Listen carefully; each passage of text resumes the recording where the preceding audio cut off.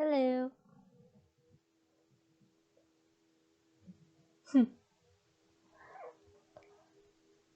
So I'm gonna continue Seduce Me to Demon War. I wasn't able to stream last week because I got sick. And I was off on vacation a couple weeks ago, so yeah. Gonna continue with Erik's route. Our walk continued until I entered my old room with Erik. Our guide left us alone, needing to prep for the rest of the day. Erik sat on the bed, ushering me to sit beside him like a magnet. I was drawn to him, sitting beside him. It was a major relief for my mind to know that everything was going to be taken care of. It was an even larger relief to know that I could be with the man I loved in the meantime. I laid my head on Erik's shoulder as he wrapped an arm around me. Are you really okay? And how's the volume, by the way?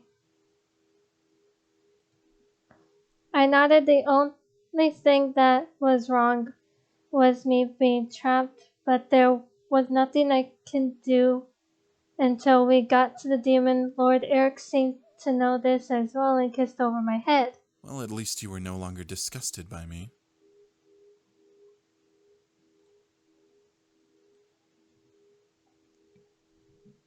Let me turn that up.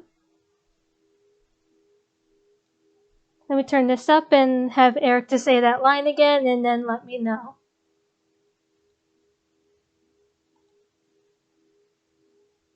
Well, at least you were no longer disgusted by me. How's that?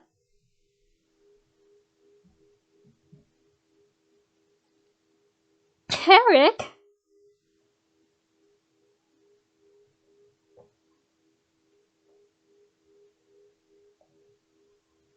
Why would I be disgusted by you, dude?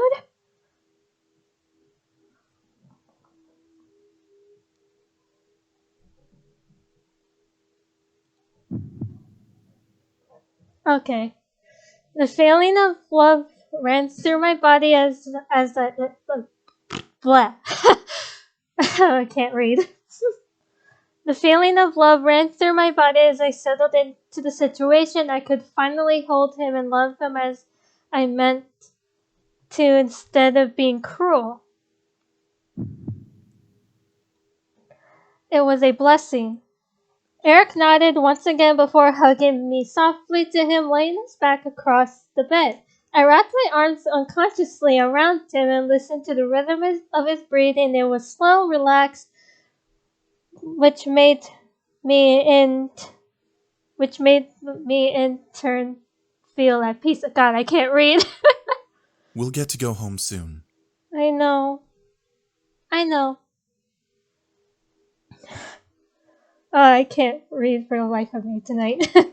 I closed my eyes, letting our embrace slowly entice.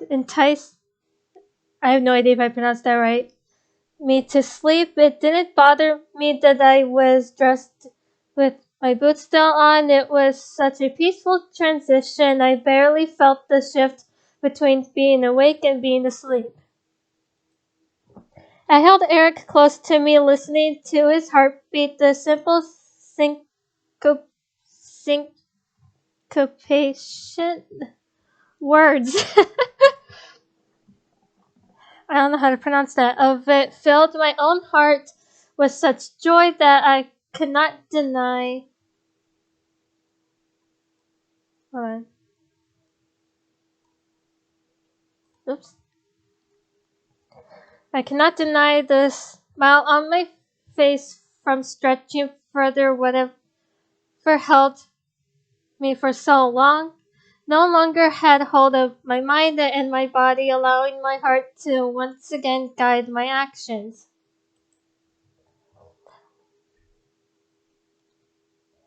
As I slept, however, a voice I had not heard in a while reappeared. Why? Why did you do that? Huh? Who is this? Within the darkness of my dreams appeared a familiar purple orb. Floating in the vast space, I felt once again charmed by it, but I was more confused as to why it was in my dream and why it had asked me such a question. Why would you do that? Do what? Do what? What are you doing here? I don't understand. What are you doing here? I'm so confused. I had to repeat myself. The orb didn't move or change, but something about looking at it made me feel unsure. Why was the spirit haunting me? I don't understand why you like him. What do you mean? Why I like Erik?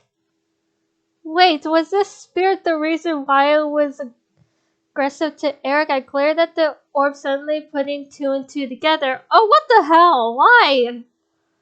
You're the one who made me act so cruel towards him. He's icky. He's an icky man.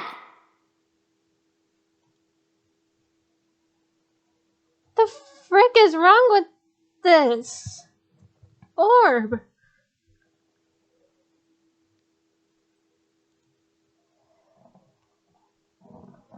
I loved him dearly and didn't want to treat him like I did. If I was being forced, then I needed to stop the one who was forcing me. Loving a person doesn't make them less icky. What is so icky about him? He talks funny. He keeps touching you. He has those... Sex eyes? Yeah! He is so icky. Icky! Oh my god, I'm confused. I'm not as disgusting as you make me out to be, Spirit. Huh?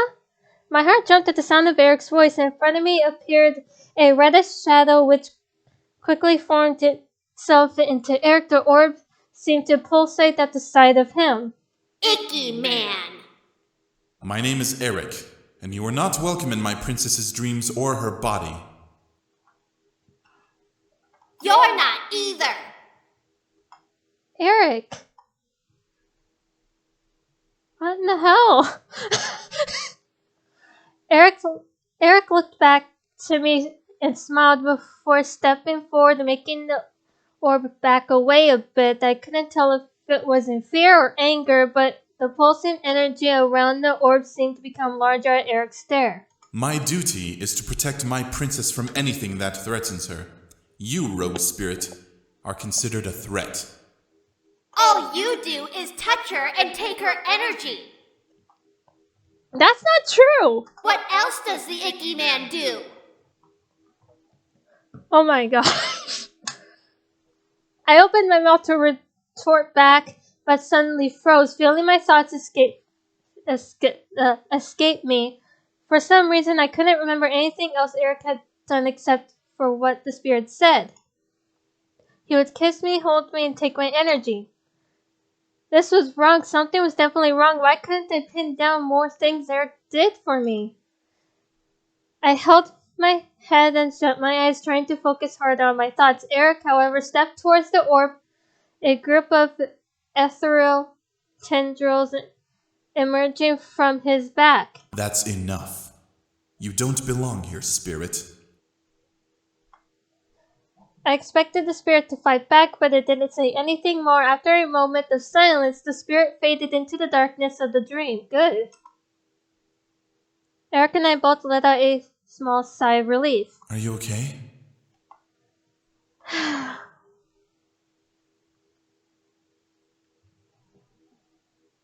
That orb was making me mad. Erik nodded before wrapping his arms around me. I swear that I will keep you safe. Erik! The words Erik spoke resounded in my chest, making me feel light and believe every word that escaped his lips. I felt safe enough just to hear his determination. Still, I couldn't help but feel a small wow, I can't read. Restlessness in my body despite being in a dream.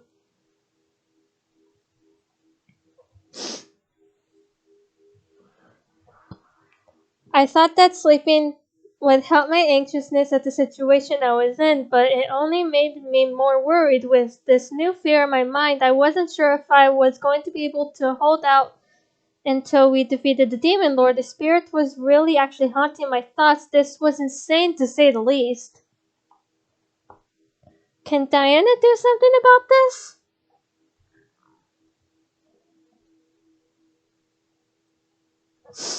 Still, the spirit was queel? I don't know how to pronounce that.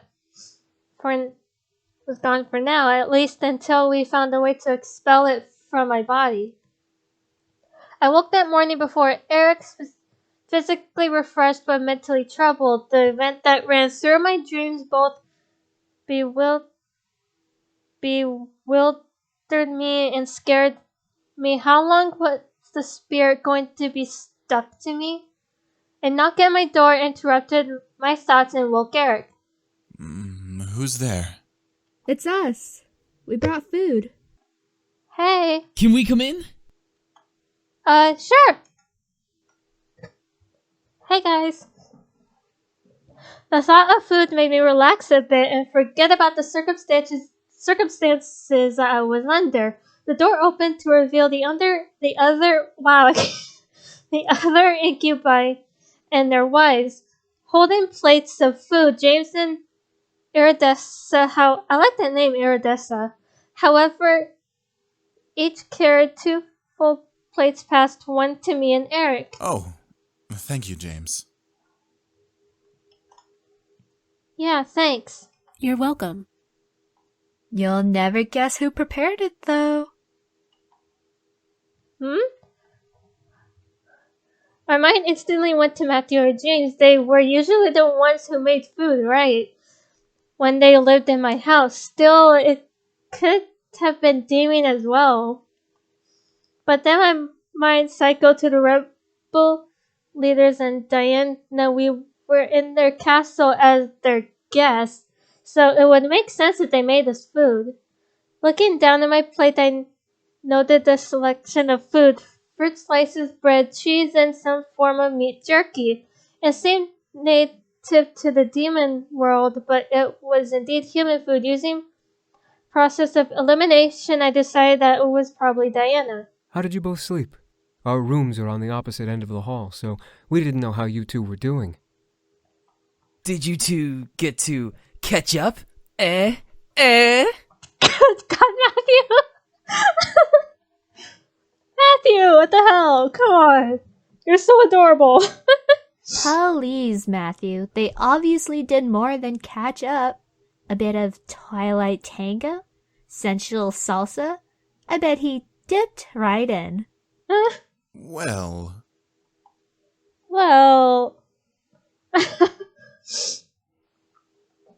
My god, Matthew is so adorable. I love him.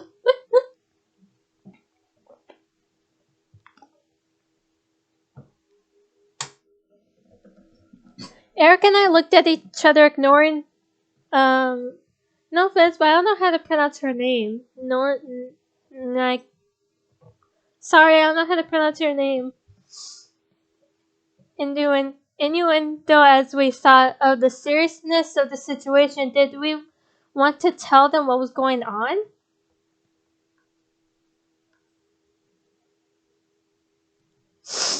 I didn't want Erik to be the one to explain. The spirit was in my body and it was my problem. I motioned for Erik to eat before turning to the group and starting my explanation. Well, there's something we found out last night that I haven't been in control of myself because of something. What did you find out? Wait, you're not saying that... Hey, are you pregnant? What?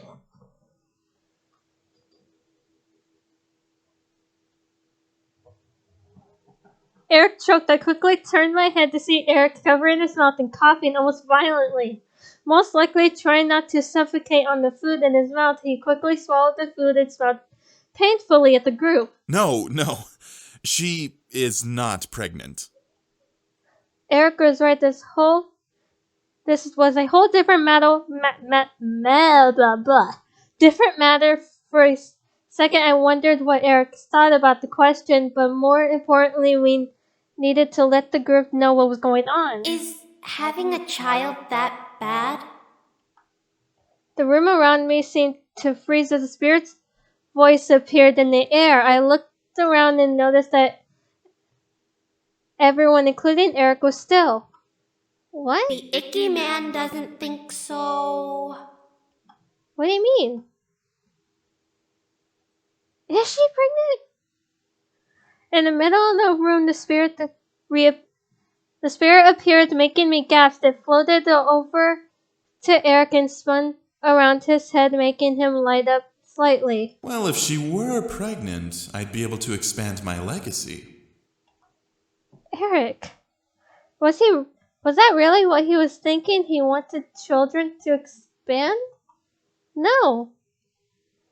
No, this was a trick. I glared at the orb as it finally moved back to the center of the room. You're lying to me. Whatever you're trying to do won't work. I'm not doing anything. Just look at him. I did, wanting to prove the spirit wrong. However, my eyes couldn't lie to me. He had a nervous, almost pondering smile on his face, as if he was keeping quiet about his thoughts. Were the thoughts I heard really Erik's? He's an icky man. Would you stop saying that? It's true. He wants to make babies with you. You heard so yourself.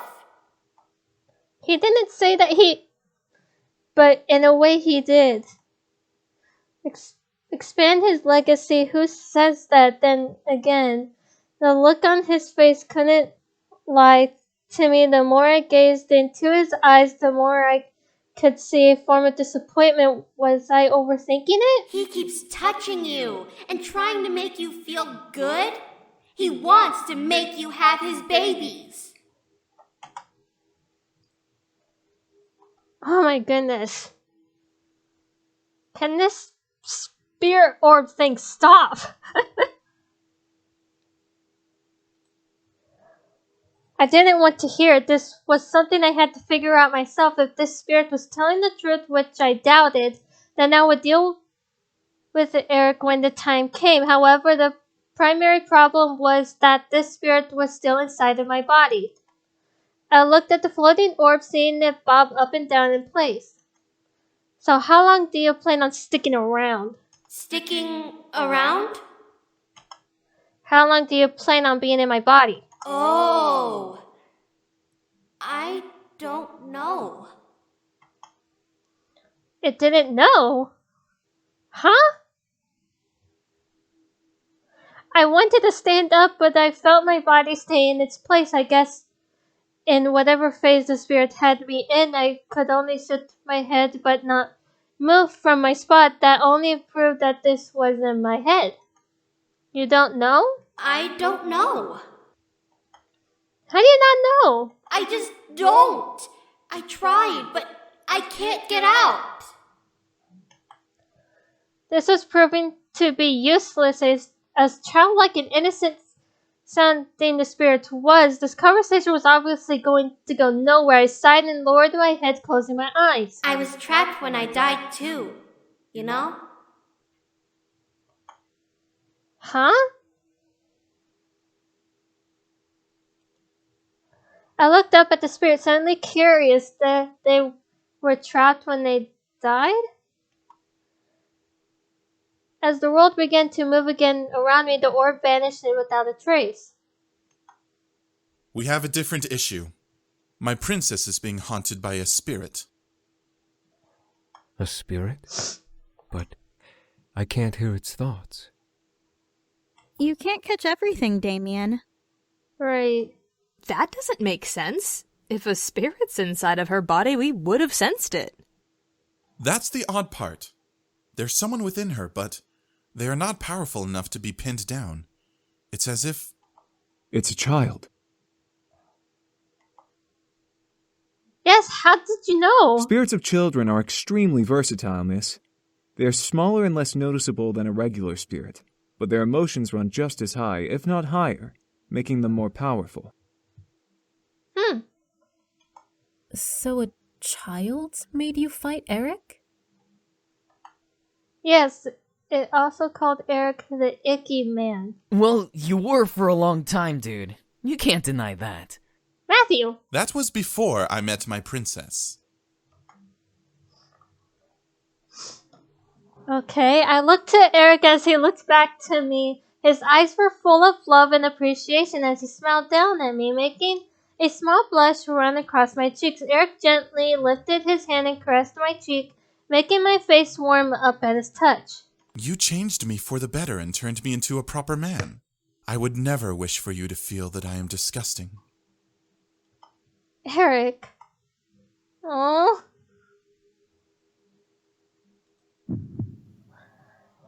Erik was so sweet to think of me. I loved him for everything that he was and is. He was occasionally perverted and seductive now and then, but that was part of the charm I fell for. He was still my Erik. As I kissed his cheek, Erik gasped and I could feel a quick foreign warmth appear on his cheek under my lips. I pulled away and noticed a red tint across his face, but a loving smile still plastered on his expression. Should we leave? They look like they're ready to make those babies now. Ow! Knock it off, Matthew. Matthew, stop! Oh god, I love you, Matthew. Before anyone could laugh, however, another knock appeared at the door. Who is it? Diana, dear. May I come in? Sure, come on in. As Diana entered, the room became silent. Her guard Seto followed behind Diana and stepped into the room as well, closing the door for her. He remained by the door as Diana looked at my plate. Did you not enjoy breakfast? I can make you something else if you'd like. Huh? I quickly looked down at my plate, realizing that I had barely touched the food. I shook my head and looked up at Diana. No, this is great. We were just talking. I see. Thank you for breakfast, by the way. My pleasure. I'm sorry that it's not much, but it's something to fill the stomach. It's all good. It's better than that stew that everyone else was eating. We had stew? Trust me, don't worry about it. You're not missing much. Indeed. Anyways, Indeed. I came by to ask you something, dear. What's up? Ask me what? What exactly is going on? What was controlling you last night when your husband came around? Right, Diana still didn't know what happened. Well, we were just talking about that. As I stared at Diana, I felt something inside me grew very happy. Why wouldn't I be? She was feeding us and making sure we were at least comfortable. Hell, she was going to break the curse on me and kill the demon lord. At least, I hoped she would. Still, something felt odd about the way I felt. I shook my head and looked to Erik. He nodded and looked to Diana, causing her attention to turn to him. A rogue spirit has taken refuge in her body. A spirit? How? We felt no such. It's a child, Diana. A mere child? What kind of child has that much anger and sadness that they can control the human body? I'm not sure. My lady, if I may. What's up, Sarah? Everyone in the room, myself included, looked to Seto, who had stepped forward by Diana's side. Diana took a moment to watch Seto, measuring his intentions before nodding and stepping back. With a nod, Seto turned away from her and looked to me. Huh? Seto stepped once more in my direction before bringing his spear and pointing it at me. What? What are you doing? Without answering, Seto continued to stare at me intensely. The spear in his hand began to glow a bright, glowing white color, making me that much more concerned. Sanctus et husexiamentes! Before anyone could jump at Seto, the guard leaned forward and merely an inch towards me, pressing the spear closer to my body. What the freak? However, it was stopped by bright white magic barrier that suddenly formed around my body, and the sound of a child screaming. The cry rang violently in my head, causing me to grip my head in pain. Ugh!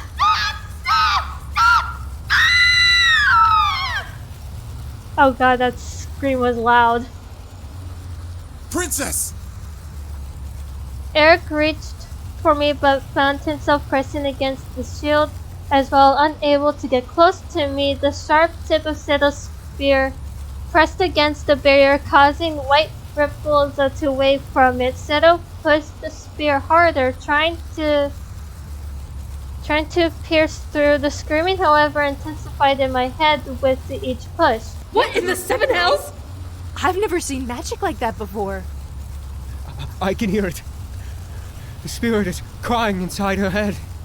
It's hurting her. Damn it! What the hell? Sedo finally pulled back and stepped away from me. The glow around his spear vanished, and Sedo looked to Diana. The screaming in my head stopped at last, and the barrier finally vanished, allowing Erik to wrap his arms around me and pull me close to him. This spirit is extremely powerful, my lady. Powerful enough to block holy magic. That's impossible. That's impossible. I quivered in Erik's embrace, feeling the after effects of the sudden event hit my body like a wave. My nerves were vibrating and every hair on my body was on edge. My eyes, despite this, looked to Diana and Sedo. Diana looked at me and suddenly glared. Clever spirit. Clever spirit? What do you mean? What do you mean? Look at who the spirit is haunting. She's practically bleeding endless waves of energy. The spirit must be consuming it to survive and use its abilities. What? The entire room looked to me, and I could see in their eyes that she was right. Was I really that full of energy? What kind of energy? How did the amount of energy I had affect this? The spirit is a demon, then? Only a demon could make a barrier like that. But a barrier against holy magic? Right. It's unheard of. Not necessarily. If a demon is powerful enough, they can block holy magic, but it takes a large amount of energy. We have to find another way to expel it. If holy magic won't work, something else will. Spirits can't bind themselves to living bodies forever. Yeah. We'll get this spirit out one way or another. What way? The spirit was powerful enough to fight back against holy magic, which apparently was powerful on its own. I became nervous once again. Erik, feeling me tense up in his arms, gave my body a small squeeze in comfort. I closed my eyes, feeling his warmth slowly but surely calming me down. Whatever the case may be, I'm sure we've at least weakened it. It shouldn't attempt to control you again, at least for today. Okay. Thank you. Diana ran a hand through her hair and looked around the room, pressing her lips into a fine line. So, about all of you participating in the war, you all obviously need to train. Everyone nodded in agreement to Diana's statement. While we weren't battle ready, we still needed to at least know how to defend ourselves. Diana, however, looked to me. You, most of all. Huh? Me? I was suddenly confused. How come I was the odd one out that had to be ready the most? The last thing I remembered about me training was that Diana was against the idea altogether. Diana sighed and rubbed her temple. Apparently, there are guidelines to breaking this curse. Not only do we have to kill the demon lord, but you have to be nearby when it happens for the curse to even break. Okay. That makes no sense. Where did you learn this? Shadow. He spent the night trying to find alternative ways to break your curse. Unfortunately, we didn't find anything of the sort, but we found the guidelines to breaking it. Well, it still makes no sense. Even while it doesn't, it's still better to be safe than sorry. Fair. I don't want to kill him and then still have you stuck here because of an error. That's fair. I could only sigh and take it all in, so I had to be there when the Demon Lord fell. Great. Diana waved her hand dismissively through the air, breaking my potential thoughts. Anyway, we can't have you dying on the way there, and we can't monitor you when we're in battle. You should at least know how to defend yourself. That's why we've come up with a solution. Huh? What solution? Simple. The other rebel leaders and Sarah have agreed that if you'd like a trainer to enhance your abilities, you can train with one of them. Alright. I still choose Shadow, by the way. I stared, seeing Seto step forward with a nod. Each of the leaders is proficient in a different area of magic and battle strategy, good enough for self-defense. I can't speak for the others, but I can assure you that with Sarah's skill and training methods, you will be well prepared by the time the siege arrives.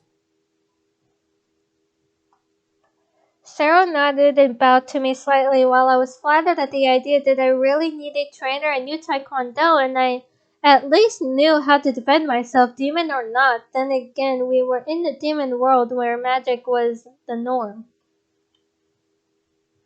What would the others teach me? Diana ran a hand through her hair, looking to the side as she listed off each leader and their skills. Sergeant is a brute demon, bred from a nomadic tribe. He most likely teach you the ways of the brute demon, using your fists and speed to keep you alive. Shadow is, by definition, a shadow demon, so he'd probably teach you about dark magic, light manipulation, and assassination. Okay. Rabbit is a wild magic-based animal demon, using her animal-focused energy as her weapon. She'd probably teach you how to do the same. Fae? I am honestly not sure. I know they can change their size and use elemental magic as well, but to be honest, I do not know what they would teach you. Okay.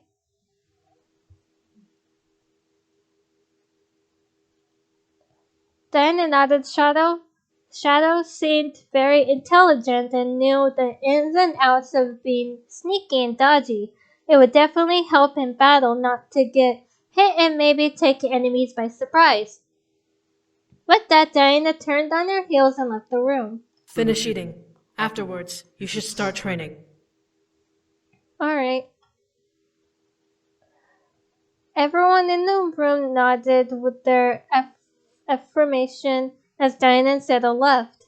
Well, it looks like we'll be busy for the next couple of days. This'll be fun. Man, training's gonna suck. It'll be worth it, though. Damien's right. Right. As we all finished eating, everyone left to either train or do things on their own. I left to start my own work, determined to be prepared for what was to come. The Demon Lord wasn't going to win. I wouldn't let him. Choosing Shadow defied almost every part of my moral compass. He seemed like a fantastical sociopath, lacking a care for anyone but the war and himself. Still, I had to admit his personality made me curious about his abilities. After all, he was the one that almost sent me back home through Diana's shadow. As the memory of the void filled my thoughts, I began to try and dissect how it was done. Were Shadow's doorways here? Was Shadow just that powerful? How exactly was he able to a person's shadow and to a void through the world? Maybe that was the reason why I chose him as my trainer. My curiosity about his abilities were pecking at me, and I needed answers. Learning some of those abilities myself was just the icing on the cake.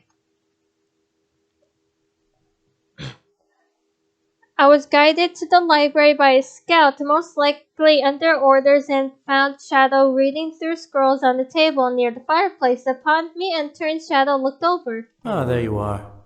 Come, sit. Shadow motioned a hand towards one of the seats almost dismissively as he continued to pore over what he was reading. I followed his directions and sat down in the chair watching him. For a full minute he said nothing. I watched as he read each line line off of the scrolls before him and occasionally switched scrolls to read what the others had written down on them. The handwriting was in hastily scribbled Latin, so there was no way for me to understand it. However, I began to feel a little agitated. Weren't we supposed to be training?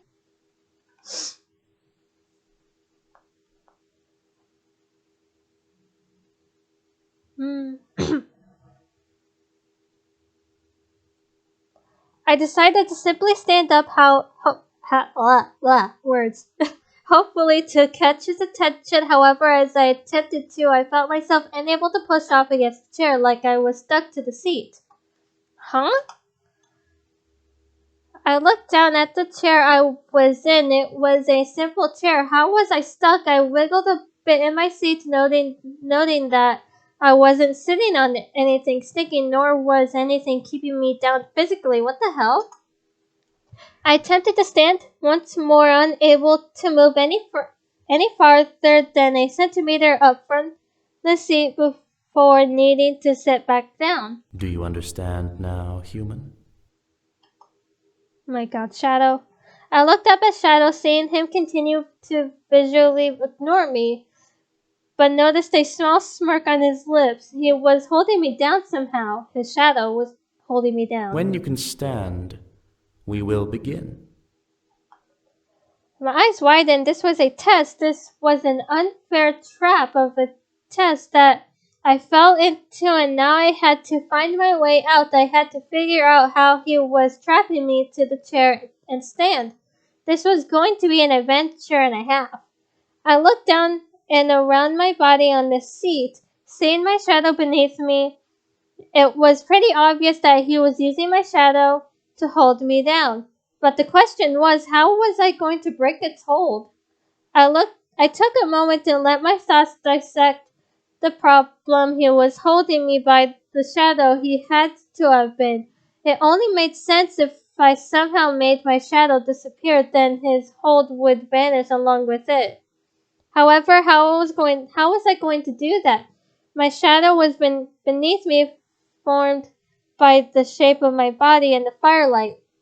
Then it hit me, the firelight. I looked at the fireplace, seeing it burn bright from the fire within its mouth. It illuminated the room and gave every person and object a shadow. As I stared into it, my plan became set. I smirked and I gripped the armrest and planted my feet onto the floor. I pulled the chair up onto one of its legs, pushing off the ground with my foot, and completely turned the chair around, facing away from it. My entire body became covered in shadow, but I knew my plan had worked. I no longer felt a hold on me, keeping me in the chair. My shadow vanished in the new darkness around me. I quickly pushed off of the chair, being able to stand. It seemed so freeing to be able to stand again, having been trapped in that chair. As I felt my body standing up straight, shadow let out and I pressed him. Quicker than I anticipated. Oh yeah?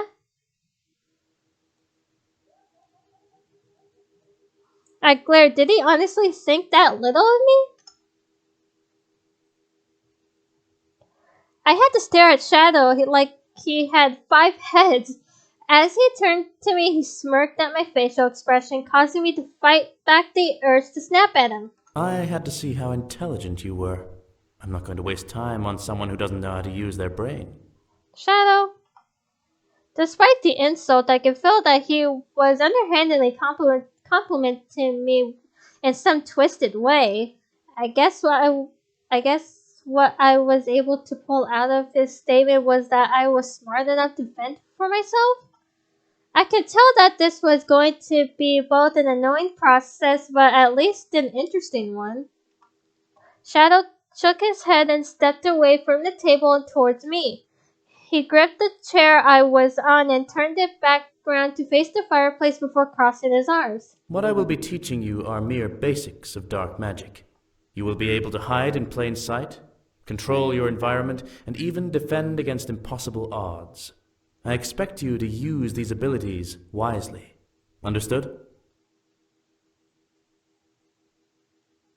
Okay. I suddenly became excited I would be able to do all of those things. The idea of it all became rather fascinating and outright too good to be true. However, I was in the demon world and anything was possible. I nodded and mentally prepared for whatever he threw my way. I wouldn't fall for another trap. Shadow took in a breath and let out a silent sigh before closing his eyes. His body slowly became pitch black, covered by a wave of the I can't read. By a wave of shadow despite the firelight on his body. His form slowly melted down into the ground and faded into the shadow of the table beside him. What? I became confused, but as I stood for a moment, there was only silence as a reply. Was this what he meant by using my brain? I had to copy him? How did he even do that? How was I going to even start trying? You're not going to tell me how you did that, are you? I was once again greeted with silence, making me let out a sigh. I had to figure it out. I replayed the spell in my head from memory, trying to discern how he made himself into a shadow. Maybe I had to think about becoming a shadow? Did that even make any sense? I closed my eyes and tried to imagine darkness covering me. As stupid as it sounded, it was worth a shot. However, as I did, something in my nerves seemed to make me hesitate. I could sense a feeling of cold dread try and take over my body as I thought about the darkness. Was this something I was supposed to feel? I felt suddenly scared and started to second guess my desire to learn about dark magic. Why are you hesitating? I heard Shadow's voice rumble through the air, causing me to question the training. Did I want to go through with this?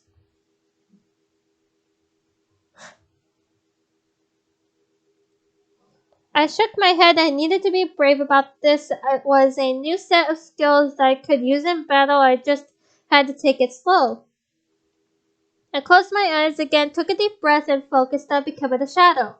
A cold feeling ran through my body, crawling over my skin and completely enveloping me in its embrace. Soon my entire body had become surrounded in frozen numbness. As I opened my eyes, I gasped at the sight. Shadow was once again in front of me, but the room around us had become visually dark and misty, like I was in another world. My body felt light as I stepped towards my trainer, confusion.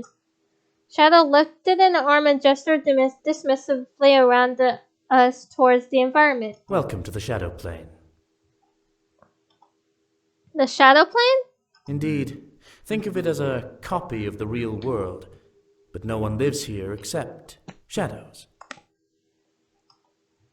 Alright. I furrowed my eyebrows, still confused, but gasped as I heard quick footsteps rushing outside of the door. I was shocked to see the demons in black hoods and cloaks running back and forth along the hall. What the hell? Those are my scouts. They use this plane to travel without being hindered by other beings. They're much quicker this way. I looked at the ground, seeing it coated completely black in darkness. How was I able to be here if this was a new plane? I thought I was trapped in the demon world. How can I be here if I'm cursed? This plane is part of the demon world, so the curse does not affect you coming here. We are currently shadows of the real world, untouchable and barely traceable.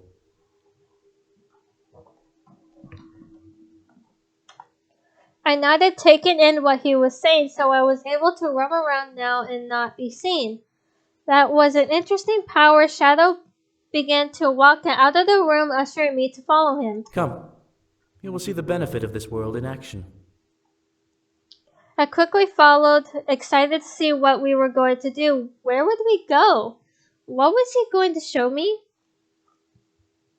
Shadow and I walked quietly through the halls. I could faintly see the outlines of people who were not in the shadow plane and became shocked to see Shadow simply pass through them as if they weren't there. As a couple of people passed through me, I felt instinctively strange, but physically felt nothing. It was like I was a ghost. We truly were shadows. As we arrived at the wharf room, Shadow stopped me and peered inside. I crouched and looked through the door as well, hiding out of instinct. Inside were Diana and a person covered by cloak. Diana's face painted the situation's emotions very clearly as one of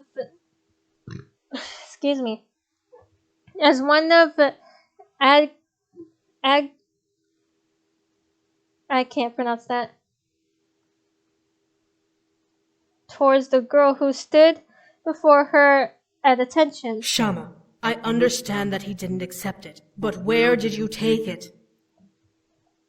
I was told to throw it away. Your master told you to throw it away? As I said, ma'am. Diana gazed at the hooded figure bearing her stare into her soul. However, Diana could only sigh. What was Diana asking about? What did the figure throw away? Very well. You are dismissed. The demon bowed and left the room, passing through me and Shadow. It still felt weird that people were able to go through me, but I shook it out as Shadow cleared his throat. Scare the succubus. What? I looked up at Shadow surprised at his demand. However, his cold gaze pierced back into mine, letting me know that he was serious about what he asked me. I instantly became nervous and a little fearful. I had to scare Diana. How? The idea of appearing behind her came to my mind, but Shadow seemed to know what I was thinking. Scare her from this plane. Okay. Now things became complicated. This was a space where I was just walking through people. How was I going to even face her in this world? I looked into the room, taking note of everything. The light in the room was pretty bright. Her shadow was cast against the wall, mimicking Diana's actual movements. Was I able to do anything with that? What about the light in the room? Was it possible to dim the lights like a ghost? It seemed a bit complicated, but it could be fun. I took a moment to think before deciding.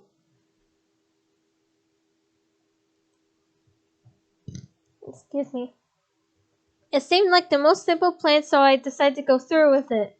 I quickly rushed and hugged the wall next to Diana's shadow. With a closer view, the shadow seemed almost as detailed as the real person. Every strand of her hair had a pigment of darkness.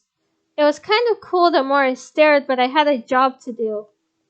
I focused on her head, noting the thorns protruding from it. The shadow made it look like she had ears. Fairly cute. Maybe that could do something? I raised a hand and ran my fingers along the horns of her shadow, hoping to grasp it somehow. Suddenly, I shot my head to Diana. She released a moan. She bent over the table, gripping the horn. I caressed the shadow with a slightly shaky hand. What the hell? Did I do that? Diana looked around, her face as red as tomato. Were her horns a weakness? I grazed my fingers along her shadow against over her other horn, out of curiosity.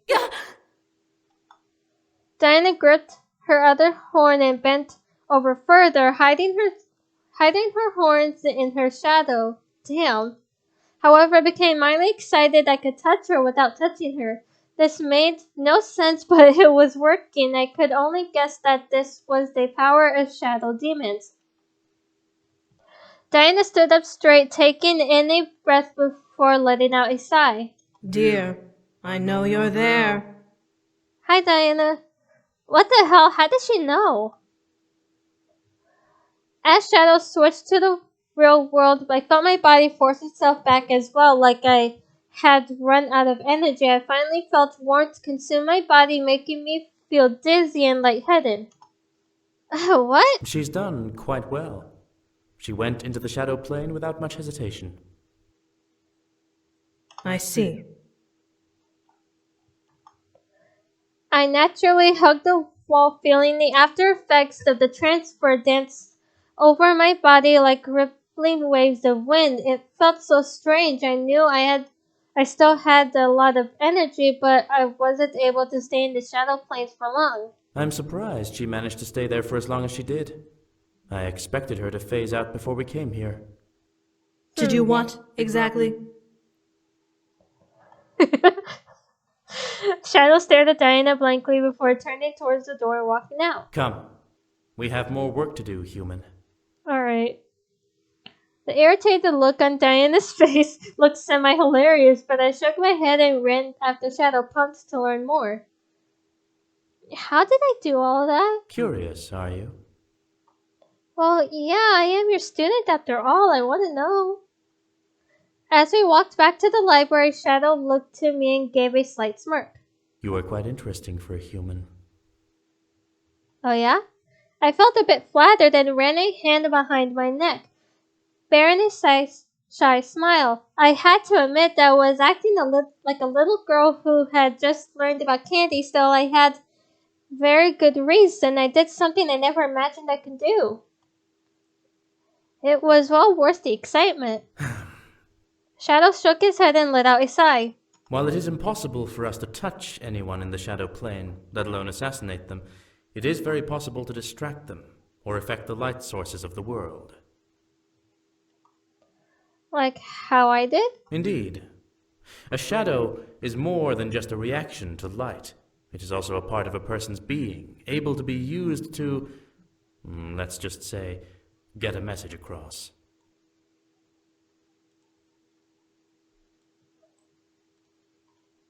So I can't kill anyone from the shadow planes? No, but you can very easily make them feel as if they aren't alone, putting them on alert and giving you a good chance to kill them while they're distracted.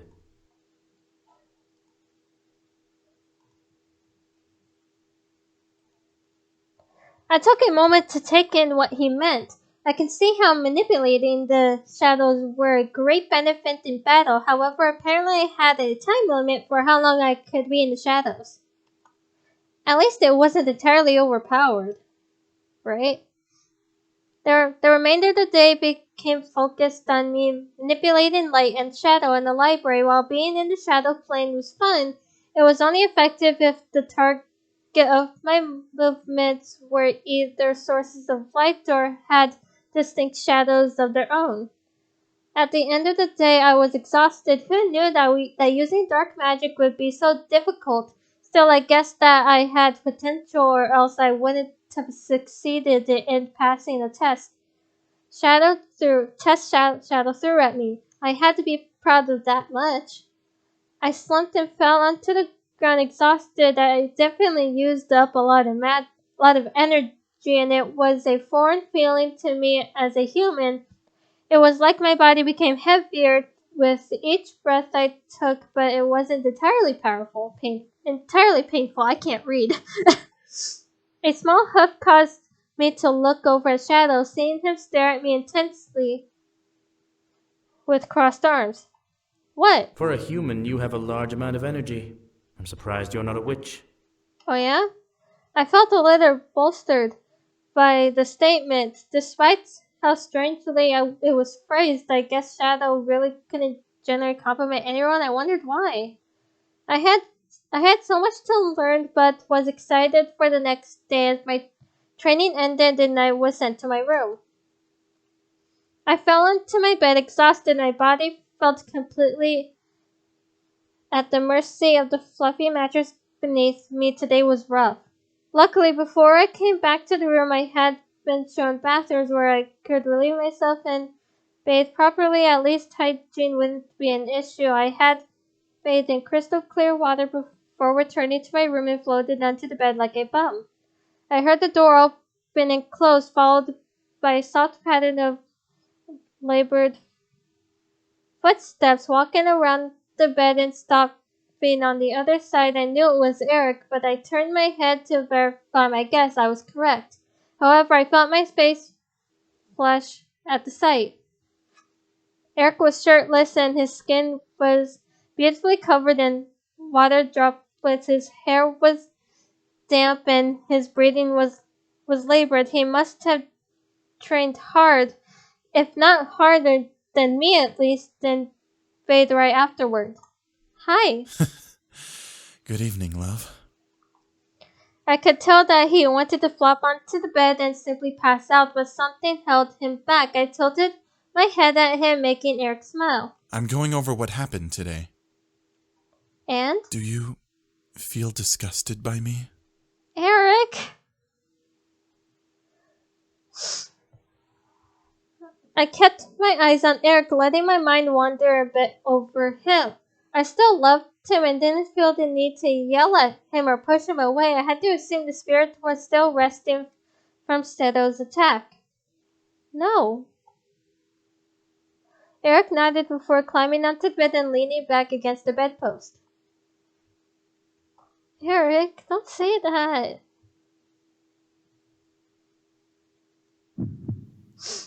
I settled close to him and placed my head on his shoulder. Erik smiled and wrapped an arm around me, holding me close. It's been a long while since I've trained like that. Since Malik's, right? Erik nodded with a smile at me. I remembered Malik's, that damnable monster. He had wanted to kill the boys and even kidnap me as bait. Luckily, he didn't last long.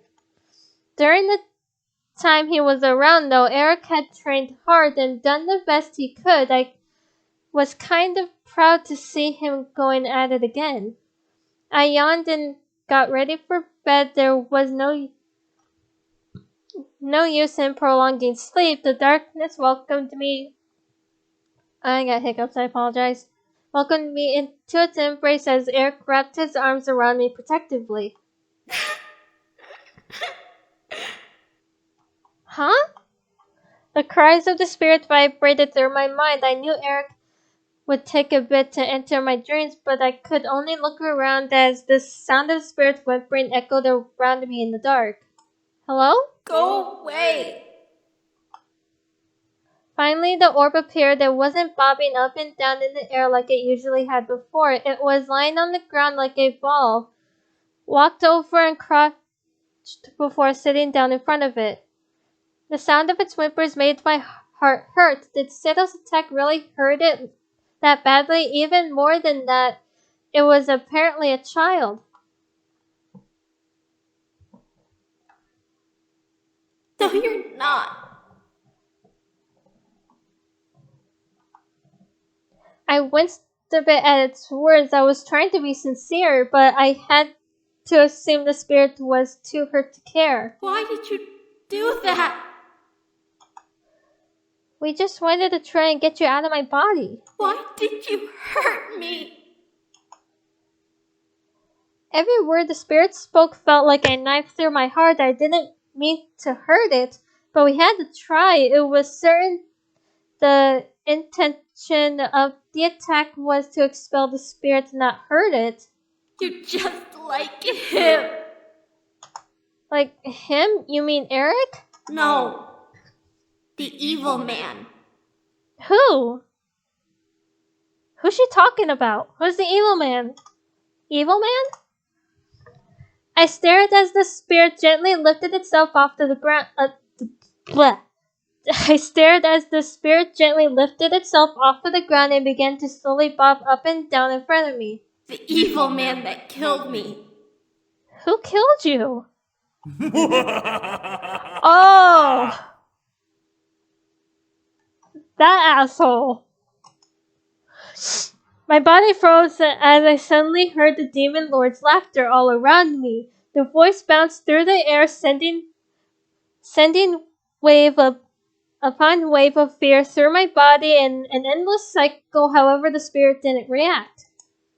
Was the spirit causing the voice?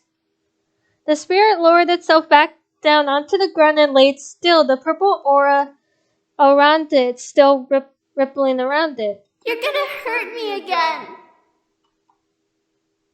What?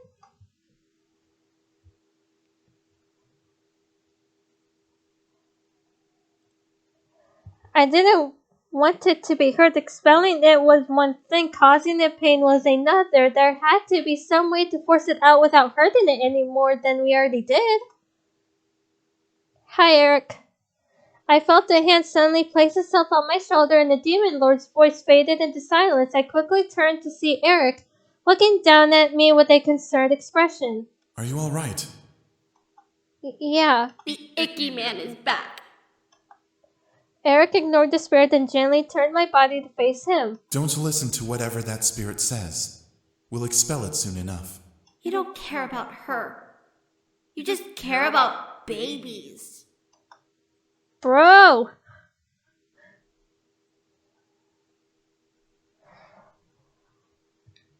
I stared as instinctively Erik summoned his tendrils, whatever you pronounce that word, ready to attack, but his expression melted into concern. Something was holding him back, and it made me a bit worried.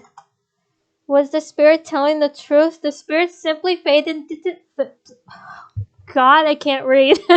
Faded into the dark without continuing the conflict, leaving us alone.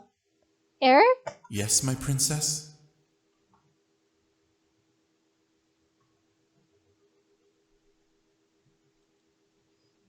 I had to know. He reacted so violently towards the spirit at the mention of children. Erik's face, however, contorted.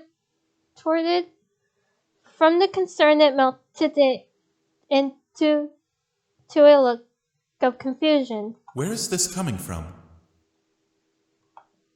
I just want to know. Erik sighed and nodded, making a small lump in my stomach harden. He really wanted me to be pregnant. Before I could speak, though, Erik raised his head with a kind and soft smile. I would be happy to have you bear my children and for you to be a wonderful mother, but not unless you want to. You would be the one bearing the burden the longest.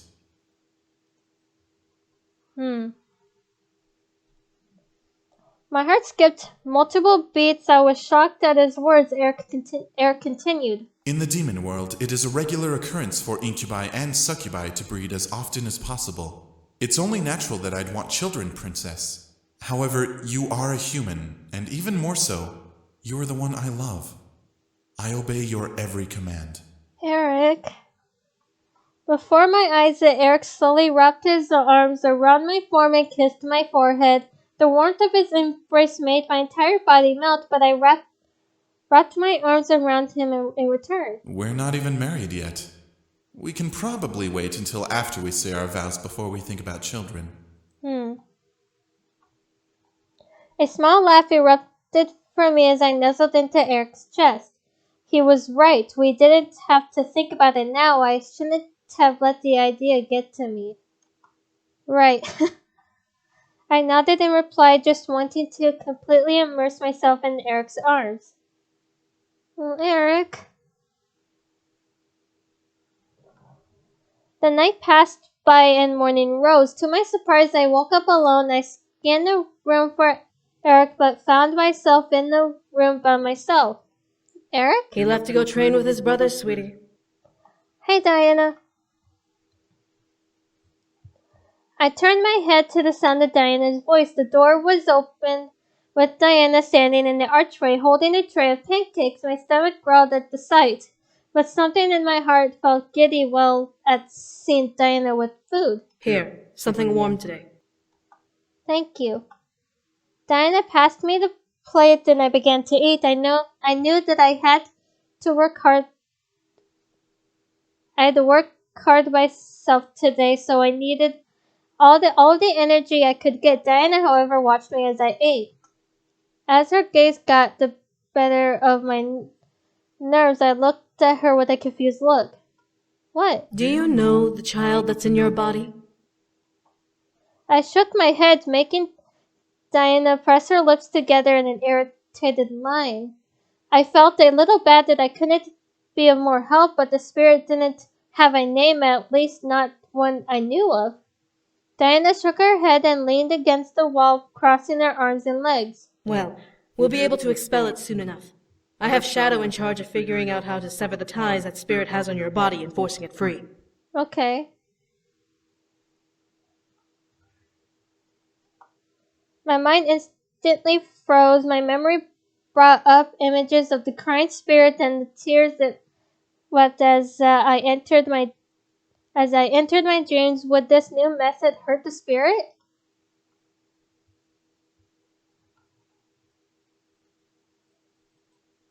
Diana stared in shock at my question. You're concerned for the spirit's safety over your own. We really heard it last time it was crying. Diana clicked her teeth and shook her head. That spirit is clinging to you and using its emotions to make you feel sorry for it. It wants you to love it, so you will let it stay in your body. Was that really the case? A child who is hurt cries mostly when they are seriously hurting, but what if Diana was right? What if it was trying to manipulate me? That is true. What if it was? There were too many questions in my head. I shook out my thoughts and continued to eat, finishing the pancakes. Diana pushed herself off of the wall and began to leave the room, but stopped to look back at me with a concerned face. Does the spirit ever enter your dreams? Yes, it does. Diana stared at me for a moment, most likely trying to form her thoughts into words before speaking. When she did, I couldn't stop myself from going wide-eyed. You know, there is a way we can stop the spirit from communicating with you until we can expel it. Oh yeah? I stared in shock. Why wasn't this brought up before? Diana grimaced at my expression inside. The spirit is a child, and is most likely repulsed by romance and sex. Am I correct? Yeah, but what does that have to do with stopping it? The spirit is feeding on and using your energy. The only way to stop it is to drain yourself of energy. She wasn't serious, was she? She expected me to give Erik all of my energy all of the time.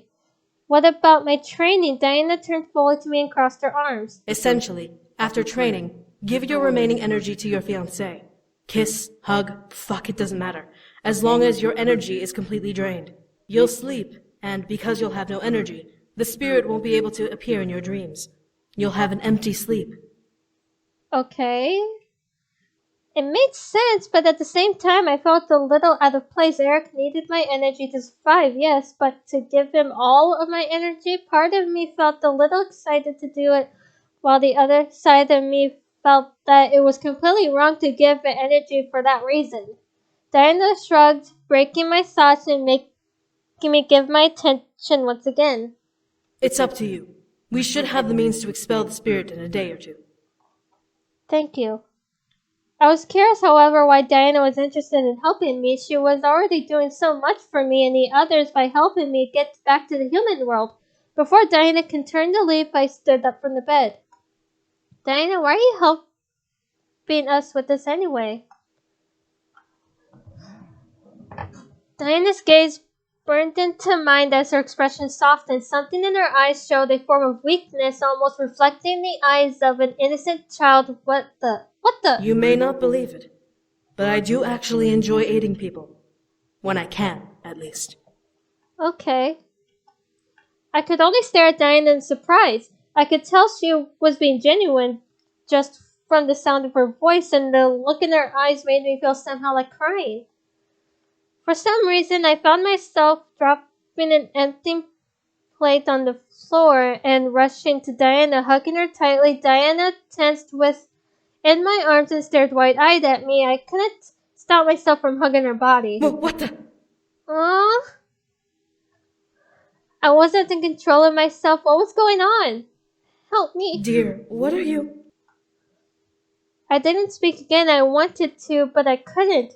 Was the spirit in control again? Diana finally relaxed in my arms and wrapped her arms around my form, petting over my hair gently. How pitiful.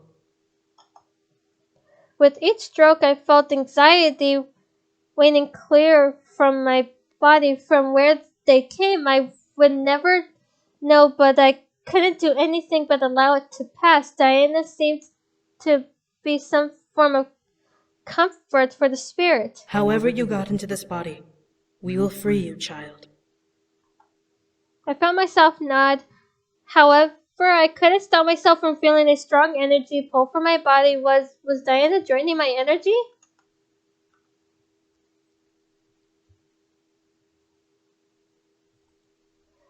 She was taking my energy so that the spirits couldn't control me. I had to let her do it. As my body became weaker and weaker, the control of my body became more and more attainable. Finally, my body felt light, but I found function in my nerves and limbs to function of my own. I can't pronounce that. Are you yourself again? Yes. Diana nodded before releasing me and looking down at me. To my surprise, her eyes were glowing a bright gold, probably from the energy she had taken from me. However, it had to be done for me to regain my body. Diana's eyes returned to their normal red color as she smiled. For now, rest a bit. You'll be able to regain some energy and be able to train as if nothing had happened. As long as you're not brimming with it, the spirit shouldn't be able to take control of you again. Alright then. I nodded in reply, finding myself to step back and slip back onto the bed behind me. I held my head, feeling slightly dizzy from the experience. The door opened and closed, so I assumed that Diana had left me alone. My heart felt at peace for some reason. Even feeling as weak as I did, was the spirit appeased with Diana's intervention? I couldn't see why it would have been. She's very special. That's why. The echo of the spirit's voice reverberated through my mind, but as I waited for it to explain, no further response came. I let out a sigh. The spirit was gone for now, and I had full control. For now, rest until training. As soon as I arrived at the library to train, I stopped when I heard Diana's voice erupt from it. Where is the flower? I believe you were already informed as to what happened to it. Do not tell me you are blind to its significance. I peeked into the room, confused as to what was going on. Before I continue, I'll be right back. I peeked into the room, confused as to what was going on. Diana, with a face full of irritated anger, leaned against the mantel of the fireplace as Shadow poured over his scrolls, as he usually did. He didn't even look at Diana as he spoke, disinterested in the topic of the conversation. Oh, shit.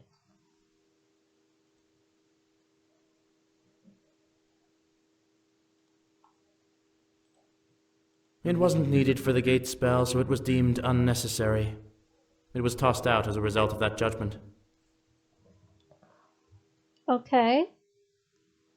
You do realize that flower is one of very few out there in this plane, correct? And this should bother me. Why? I could practically cut through the tension in the air with a knife. With the way they spoke to each other spoke volumes of their disdain for one another. Why was that the case, though? They were working for the same cause. Diana almost snarled, which surprised me. It should bother you, because as consequence of your thoughtless action, I am putting your scouts in charge of finding another. And why would I allow this? I watched as a dark purple and black flame slowly emanated from Diana's body, causing Shadow to look over, straighten up, and take in the sight. Because while you are their commanding officer, I am the head of this entire rebellion, and my orders outrank yours. Damn. Diana glared hard at Shadow, but I could feel the intensify of her glare from the doorway, making a hard shiver run up my spine. Where did this Diana come from? I recognized her tone, but didn't want to imagine that this was the real her. As Shadow finally sighed, the tension died a bit. As you wish. Another will be found without delay.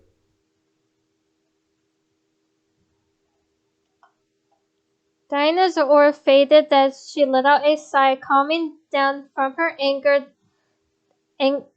display. Something was wrong with how Diana presented herself. Still, she altered her tone. Thank you. I appreciate it. Shadow only stared coldly at Diana as she pushed herself away from the fireplace and walked towards the door. Panicked to be found out for eavesdropping, I stepped out of my hiding as if I had just arrived, looking into the room. Diana stopped at the sight of me but closed her eyes and continued walking, arching around me to get by. Excuse me. I watched as Diana left before walking to the library, now concerned. You know, you are a terrible spy. Huh?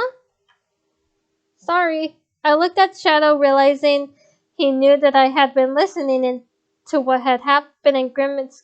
Crap. I rubbed the back of my head, trying to calm myself of the embarrassed nerves racing in my head. Sorry, I was curious about what was happening. It's nothing to be concerned with, just a waste of time, really. I expect you not to do that again. Do you understand? Yeah. It was better not to question it for now. I would learn eventually, but if Shadow wasn't going to tell me now, there was no way I would be able to force an answer out. Shadow looked at me, observing me for a moment before nodding and turning from the table. Well then, shall we begin? I nodded, prepared to face whatever he had in store for me. What took me off guard was someone coming up suddenly behind me and placing a knife in my throat. What the? Dead. I froze. What does she mean? Shadow crossed his arms and raised an eyebrow. Shama, a little too early. As the person released me and moved the knife away from my throat, I turned with a hard glare to see the cloaked woman who had been talking to Diana before. She obediently looked to Shadow. I apologize, sir. Back to your place. Shama bowed and quickly formed herself into a shadow, fading into the ground. I instinctively began to follow suit, but Shadow cleared his throat. Pay no mind to that. No, you can't just say that. What was that? I had a knife held in my throat without any warning. I was not prepared, and while that may have been some messed up point about war not being prepared, Shadow was watching and could have stopped it. The only thing that ran through my mind was how my body suddenly became filled with adrenaline. Shadow stared blankly at the question and at me. A misfired trap. Shama is meant to surprise attack you after I teach you your next lesson. Obviously there was a miscalculation, but that'll be fixed and done properly after the lesson is given. Alright. I understood, wanting to be ready for the next time it happened, but something caught my attention, drawing my focus away from his words. As I stared at Shadow, I faintly noticed his hair swaying slightly in the air on his head. What the? There was no wind in the room. How was it moving? I focused my attention on his hair, wondering what it was doing, as Shadow raised an eyebrow at me. What are you staring at? I shook my head and avoided it. Why was I so focused on his hair? It was hair. As I thought that, however, his ponytail suddenly began to move like a hand, tapping its fingers on Shadow's shoulder and on his waist. Whoa! I jumped back, pointing at his hair and earning a smug smile from Shadow. Why is your hair doing that? As Shadow suddenly glared at me, I tensed up. Are you more interested in the hair or in your training? Sorry.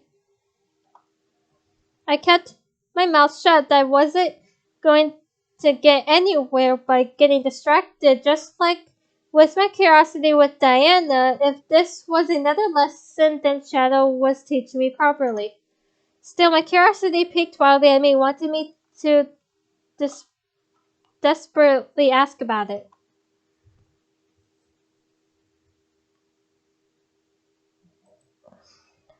As I stared at his hair, I could feel something.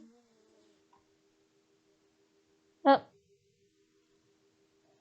As I stared at his hair, I could feel something frightening coil around my nerves. I didn't want to ask. It was better not to. Sorry, I'll pay attention. Shadow nodded, rolling his shoulders and forming a pure black dagger in his hand.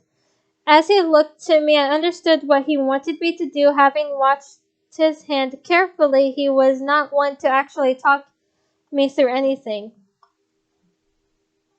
I focused on my hand, trying to imagine a dagger forming within it. I rounded my hand to form a shadow across my palm, knowing that I needed the darkness to help give it shape. Slowly but eventually, the hilt of a dagger formed in my hand, allowing me to grasp it. The blade quickly jutted out of the end, finally completing its formation before I lowered it to my side and looked up at Shadow. Become aware of your surroundings. Your opponent is using the shadow plane, so you're at a disadvantage. But you can still defend yourself, as long as you pay attention. That was why my attention was so important. I mentally wanted to slap myself for letting my curiosity take a hold of me. Now was not the time to mope, however, I had focus. I nodded before looking around, trying to figure out how I was going to find Shama and defend myself before she got to me and killed me.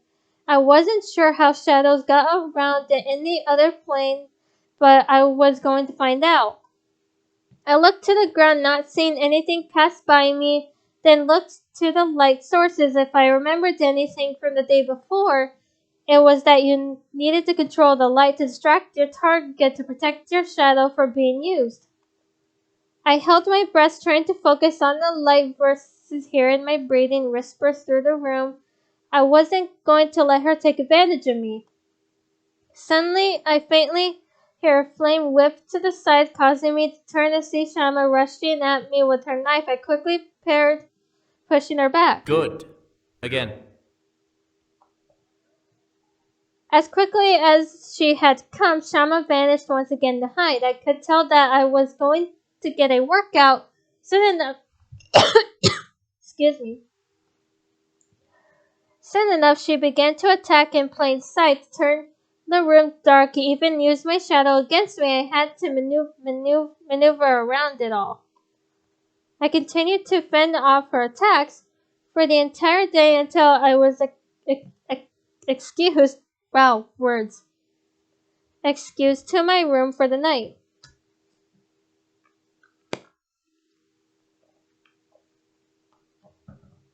I entered my room thinking about what Diana had said to me that morning. If I drained myself of energy, then the spirits wouldn't have the power to appear in my dreams. But did I want to do that? Erik appeared soon after, exhausted as ever. I continued to ponder as Erik sat down in bed and stretched. Another long day. How was your day, love?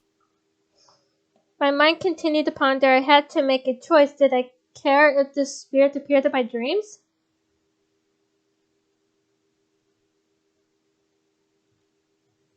I needed rest without bizarre dreams. The spirit needed to stop controlling me and enticing me with its emotions. The question was how to give Erik my energy. I could easily sleep with him and give him my energy through sex, but I wanted our sex to be about the moon, not a means to an end. I looked at Erik and stared, taking in every detail of him. Erik? What is it?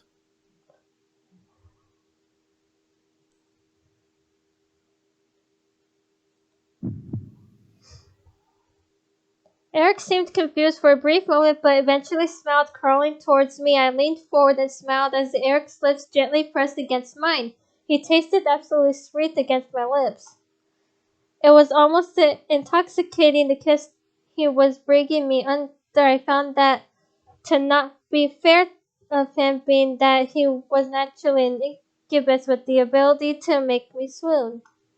But every time he'd kiss me or adjust his ravishment on me made me forget the unfairness of the situation and allowed me to simply melt into the moment. I wrapped my arms around and pulled him close to me, causing us to fall back onto the bed with him over top of me. Slowly, everything became just about Erik and his love, letting me melt into the sensations we were exchanging. Wow, I can't read.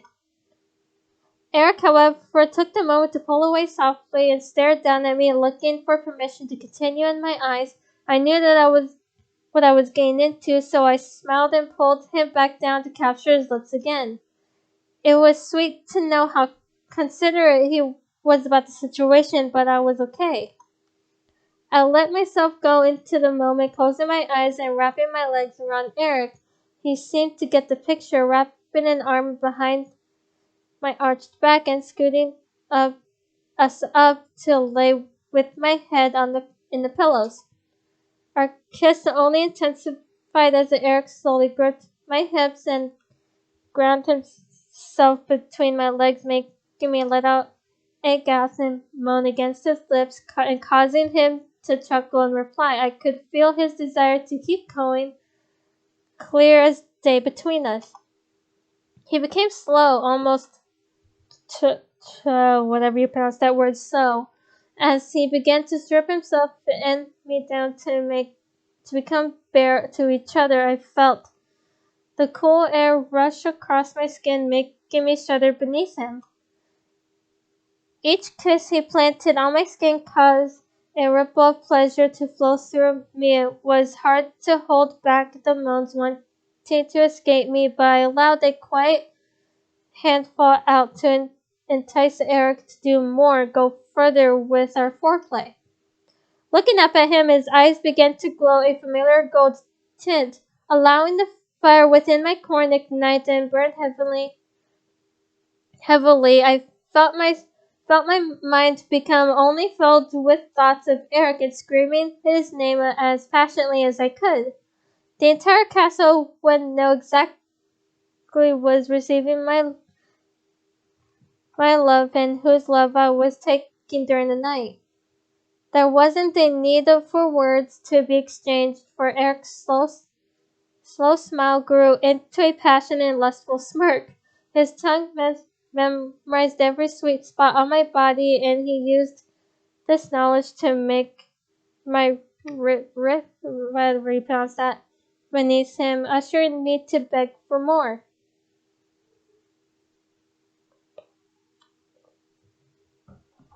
My body was slowly pleading with my mind to let me release my desire and craving out so Erik could satisfy me. However, I wanted to fully give everything, and that meant taking things slow and steady. Erik seemed to understand as he slowly built our foreplay to where we couldn't even take it anymore. All we could think about was making love. As we finally gave in, we were both gifted with swift gasps and pleasured moans at the sensation. The air was hot and steamy as we panted and rode out of our lovemaking, becoming lost in each other's eyes. As my mind began to recount everything I loved about Erik, he was devoted, delicate, but at the same time he was everything my body desired.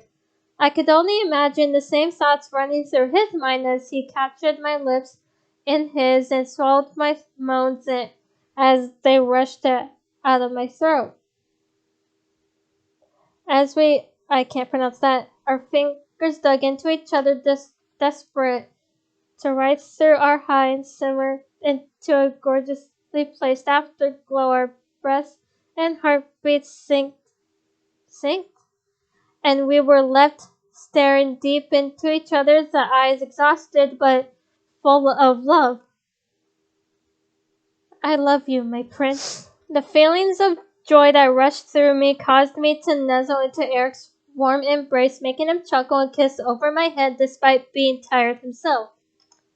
Still, the aura around our bodies became perfect for a peaceful passage to sleep. It was surprisingly a peaceful night.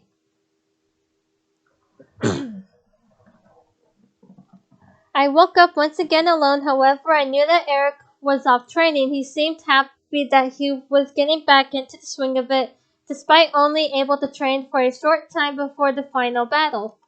However, as I got myself ready, a knock echoed at my door. Huh? Come in. The door opened to reveal a sight I did not expect at all. You!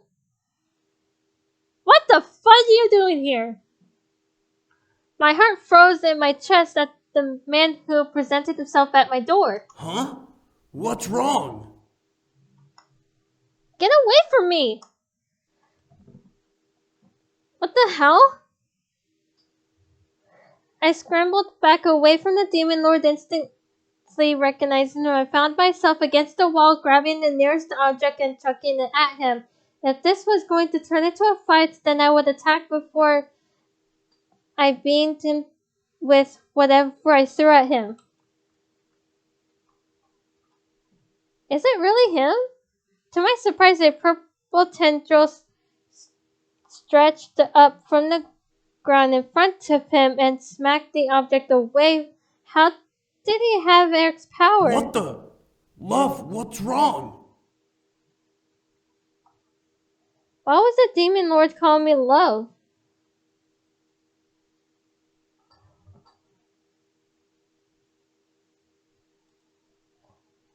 What?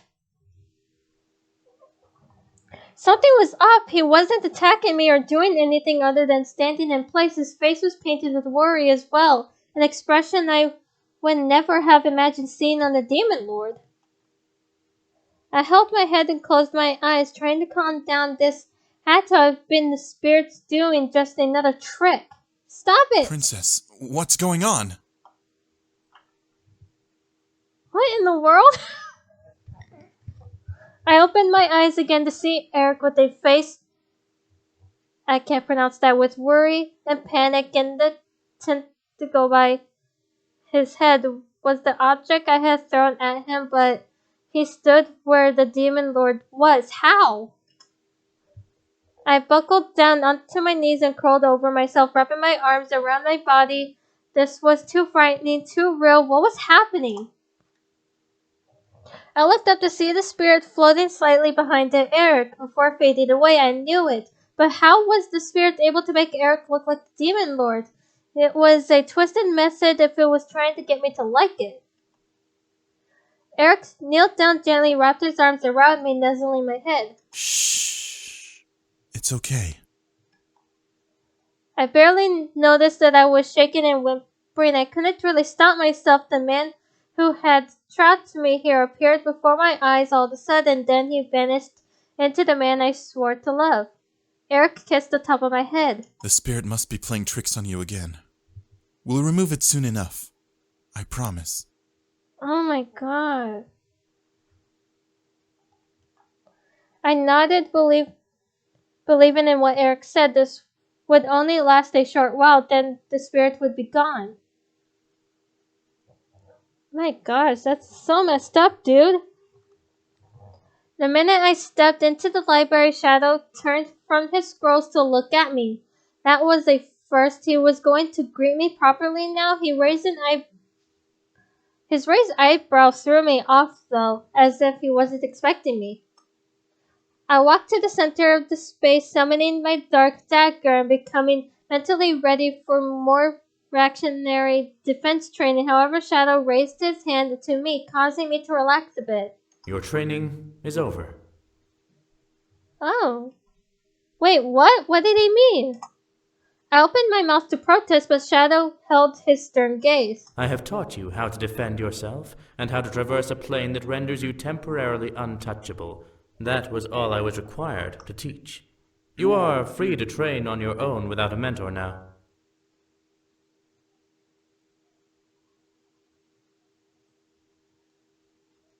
Okay.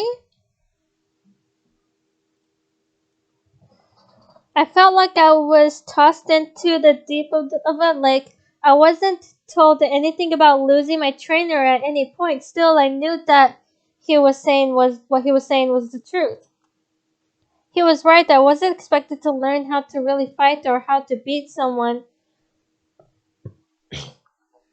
All this training was to give me the ability to defend myself. I completely forgotten about the reason I had even started. Excuse me. Still, I wanted to learn more. I felt that I was losing a golden opportunity, and I wanted to push forward to learn something extraordinary. It was one thing to duck and dodge an invisible opponent, but it was another to truly use dark magic. Shadow turned away and went back to the table. Now, if you'll excuse me, I must return to my research. We have a siege in less than 3 days, and I can't waste any more time. That hurt a bit. I was wasting his time? I felt some part of me yell that I had wasted my own time. Why was I even here? Shadow looked over his shoulder, locking eyes with me. However, he didn't say anything. I could feel his gaze burn into my eyes, judging my words and my desire to learn. I wanted to know something else. I didn't want my training here to end with me going off on my own. I had only trained for 2 days. For goodness sake, I wanted more. Shadow slowly straightened and turned to face me, crossing his arms. Very well.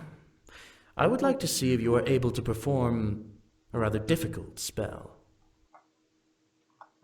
I suddenly became confused. Was it truly something powerful? I thought of 100 things he was going to teach me, but I remained at attention listening. The spell I'm about to teach you will become your best weapon in battle. However, it takes a large portion of energy.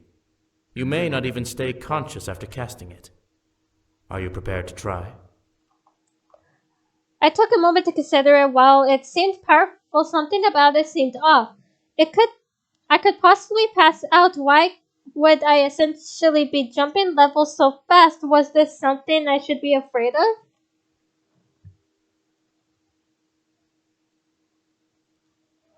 I wanted to know. I wanted to experience something new, and if this power was going to be as he said, my greatest weapon, then I had nothing to lose. It would be worth the attempt. Shadow stared at me for a moment, most likely judging me like he usually did, before nodding and pointed to the wall away from the fireplace. There.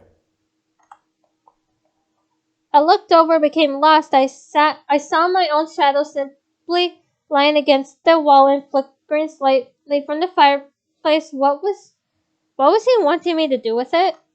Before my eyes, my trainer's own shadow crawled up the wall beside mine and began to peel itself off of the wall. I could not believe what I was seeing. It was almost cartoon-like. Soon enough, his shadow was standing on its own in mid-air, away from the wall. He was teaching me how to use my shadow. I closed my eyes, trying to focus and concentrate before looking to my shadow and attempting to will it off of the wall. It wouldn't move.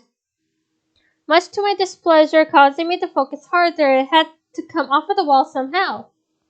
My shadow began to quake and almost shudder against the wall in defiance, making me glare hard at it. Come on!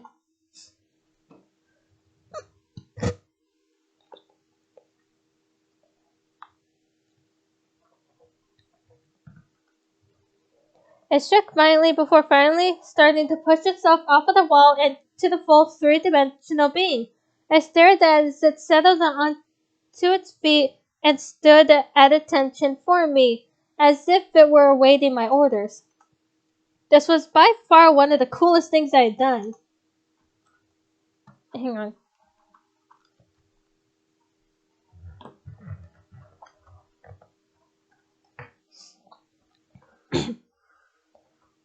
I felt my energy pulse draining slowly to maintain the spell and took a breath. Shadow, however, clapped his hands a couple of times. Well done, human.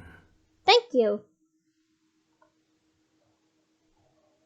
I grinned back at him before watching him form a dark sword in his hands and pass it to his shadow. With a look of confusion at his silence, I tried to mirror him, forming a shadowy dagger. I can't read words. Shadowy blade in my hand, and the same way I had formed my dagger and passing it to my shadow.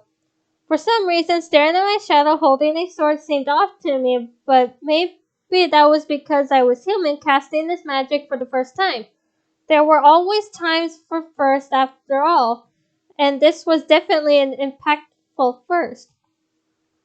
Shadow lifted his hand and pointed towards the door, obeying its silent command. The shadow walked over to the door and stood guard. How did it know to do that without being told? Of course Shadow was going to tell me.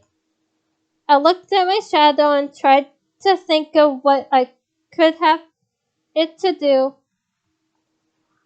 There were so many things it was hard to decide. Gazing around the room, there were many places it could go. However, I became curious about the upper level of the library. I pointed into the air at the balcony, feeling the need to verbalize my demand and echo through my body. Go. Within a blink of an eye, my shadow crouched and leaped off of the ground, almost flying through the air and grabbing onto the railing of the upper floor. I stared, jaw dropped, as it vaulted itself over the ledge and turned back to face me. Whoa! I looked at Shadow, seeing him give a mildly impressed smirk towards my shadow. I'm rather shocked. It's a shame to think that you're merely a human. You'd make a fine assassin. There was a genuine compliment. I was a little surprised to hear him say that without some kind of insult tacked on, but I quickly shook it off. If I had learned anything from this experience, it was not to let my guard down. Luckily, I didn't. I smirked as I noticed Shadow's own entity tried to creep up on my shadow. In reply, I quickly shouted, "Defend!"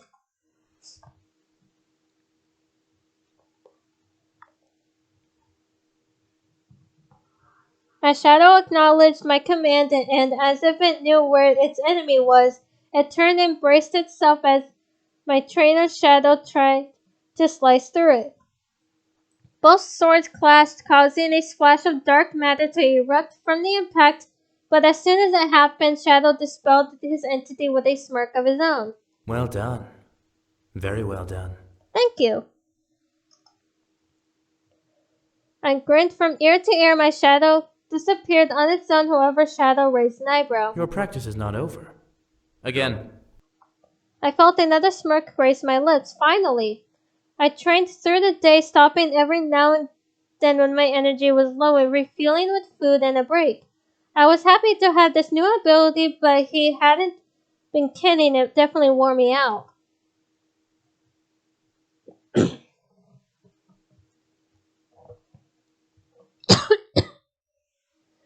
Entering my room, I felt heavy. To think that I had attacked Erik in the morning was horrifying. I could have hurt him. I didn't want to hurt him. Then again, I had thought he was the demon lord. I had every reason to be frightened and tried to fight. But if he had appeared for real, would I have been able to stop him? I was training, yes, but only to defend myself, not to kill anyone. I can help, you know. Huh? How so? The spirit was... Are you sure the spirit's not tricking me?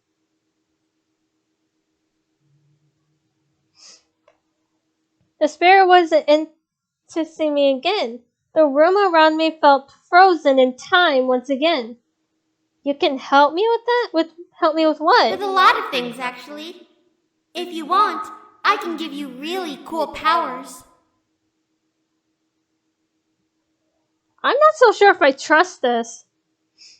Why are you being so friendly? Huh? I always wanted to help you. Are you sure? The spirit was making little sense. I was already training and I was completely tired. I closed my eyes and looked away. I can take care of myself. Well, if you need any extra power, let me know. I can keep nasty people away, just like last time. I don't want your help. But I really can keep you safe. I'm keeping myself safe. Look, just leave me alone. How long can you keep yourself safe? I looked at the spirit somewhat insulted. Did it really doubt my ability to protect myself? What do you mean? You're a human. Humans aren't as powerful as demons. Especially not the evil man.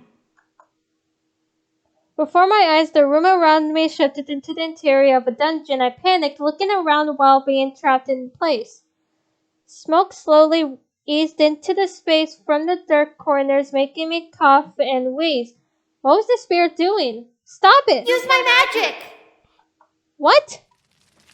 I felt a soft glow in my chest. For some reason, I felt calm, and the air became easier to breathe in. What was this?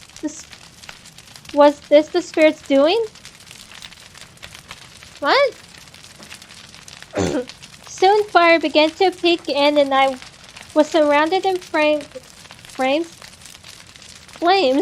I wrapped my arms around myself, trying to lean away from the heat. A human can't survive in the demon world, but I can help you. I can protect you. Are you sure? I'm not so sure if I could trust this. Stop this vision now! This was getting ridiculous. How could this be happening? Was I somehow in a dream? This was out of control, and I need to find some form of freedom. All of a sudden, the flames around me vanished, and I was back in my room, staring into the empty space with the spirit in the middle. Why won't you let me help you? I'm stuck in your body. I don't need your help. I have Erik. Those words slipped out. A brief silence followed before the spirit spoke again. The icky man is related to the evil man, right? So? Erik? That came out of nowhere. I nodded, knowing what she asked. Erik is the demon lord's son. What? Was the spirit concerned that Erik was evil too?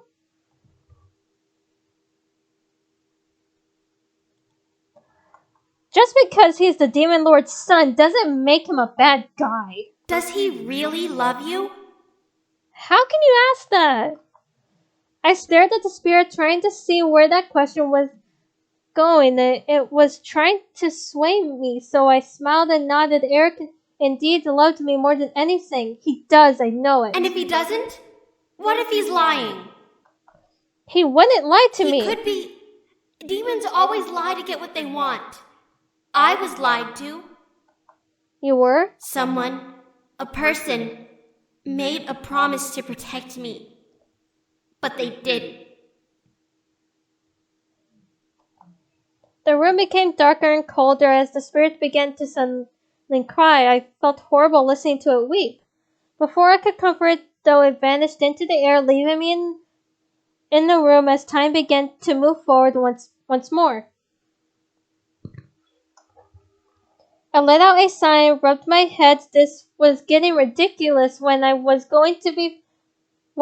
going to be free of the spirit that was becoming more anxious by the day? Even as Erik came into the room, I felt my worry about the situation grow. I barely noticed as Erik finally entered the room. He slowly entered, most likely cautious from what had happened that morning. As memories of what happened appeared in my mind, I couldn't help but frown. I had attacked him. The spirit was trying to make me hurt the man I loved, and I couldn't have felt more ashamed for falling for its tricks. I looked up at Erik with sad eyes, surprising him as he closed the door at last behind him and walked to join me on the bed. Erik, I'm sorry. Love, it's all right. Erik wrapped his arms around me and nuzzled my head. I closed my eyes and relaxed into the embrace, feeling him gently drain me of the energy. I didn't fight back. I felt no reason to. I know it's not your fault. But I still almost hurt you this morning. My guilt consumed me as I buried my face in Erik's chest. Erik, in reply, ran his hand over my head and held me close. I was upset and I had every reason to be. I could only hope that the spirit would be taken out soon. The morning was filled with concern as Diana had gathered us into the war room urgently. Apparently she had found a way to expel the spirit from my body. Are you sure this will work? Hopefully. Indeed, this ritual is highly dangerous, but it should permanently sever the ties the spirit has on her body. What do you need for this ritual? Is there a way to make it not as dangerous? I've already looked into finding a safer method. The price for it is sadly too high to justify. What is the price, then? Let me deal with it when it comes. For now, we must prepare. Training today will be unnecessary. We need to prepare everything, and it will take a good majority of the day. The day? Indeed. However, once the spirit is severed, we can trap it and see why it was so keen on attaching itself to you.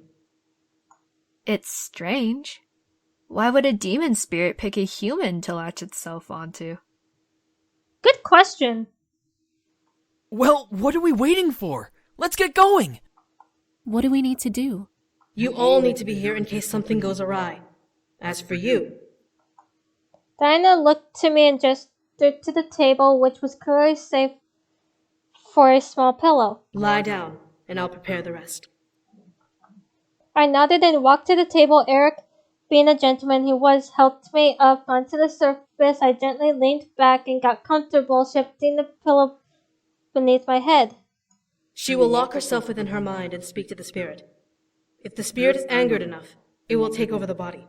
Basically, we're going to force the spirit to gain complete control of her body. I instantly sat up as everyone else turned towards Diana in shock. And why would we want that? Diana pressed her lips together, seeing the sudden flare of anxious anger around her before she turned to me. Once the spirit has full control, then I will perform a spell that will rip it from your body, leaving it open for possession. Being that your soul will still be in the body, you'll regain full control after the fact. Okay. Wait, so what happens if you accidentally pull her soul out? That's what makes the spell dangerous. It takes a large amount of energy and will only work if everything goes smoothly. I won't know for sure whose soul I'll be pulling until you wake up. You're not even sure it'll work. That didn't ease my worries. Diana glared at Damien, who simply gave a cold stare back. I would not suggest reading my mind again, bastard son. Diana... Now's not the time to bicker. We need to make sure this goes smoothly. If it goes wrong, the spirit could absorb her soul. What? Oh boy. Stop worrying me, guys. I suddenly froze in place. The spirit could absorb me. What do you mean? Diana sighed and crossed her arms, pressing her lips together once again. However, her eyes made it clear that she believed this ritual will work. The spirit within you is a very powerful being, despite it being a child. It is a demon, but we don't know what kind of demon it is, so we have to assume that it is the worst kind. A soul eater. A soul eater? A very rare breed of demon who feeds on both energy and souls. It doesn't matter what kind of soul it is, as long as it's a soul, it's edible. They're only as powerful as the souls they absorb, which makes them the worst kind of demon. But didn't they die out long ago? As I said, we don't know if it is one or not, but we have to assume that it is for safety. Diana glared daggers into my soul as if she was trying to glare at the spirit within me instead. Or maybe she wished to instill fear into me. I couldn't tell. It will offer you power, but if you take it, then it will absorb your soul in exchange. The wording of its offer will grant the demon full power over your body, making it the owner. Oh god. Erik gently took my hand and looked at me with more than concern burning in his eyes. He was worried and scared.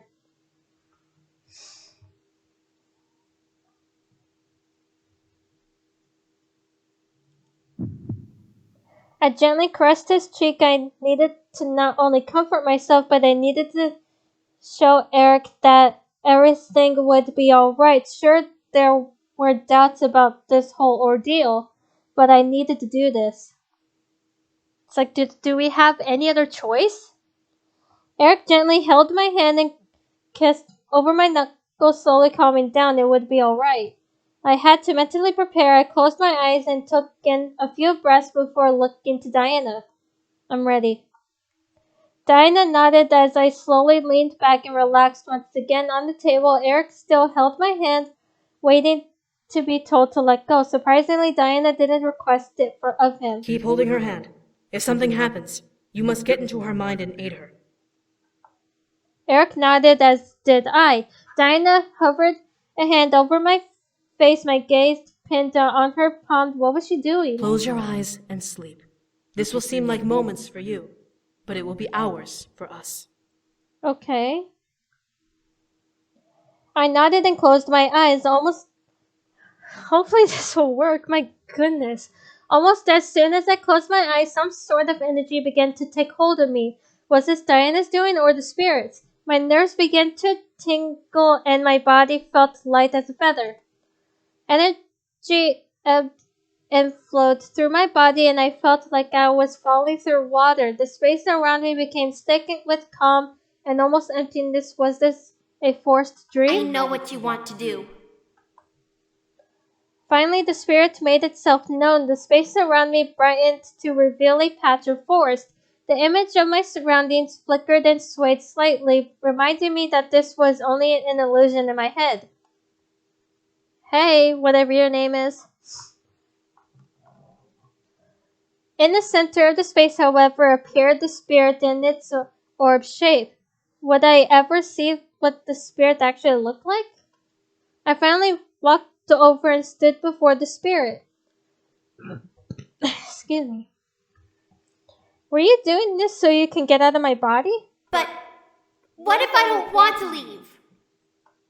I suddenly became afraid. The spirit didn't want to leave. The air became cold as the spirit bobbed up and down in place casually. In here, I'm safe from the evil man.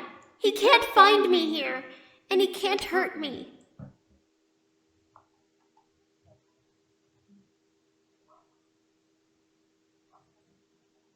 But I've hurt you too, but you don't belong in my body, but we're going to kill the evil man. But I've hurt you too. The spirit seemed to pulse and reply, remembering what had happened days ago. That didn't hurt much. Yes, it did. You were crying.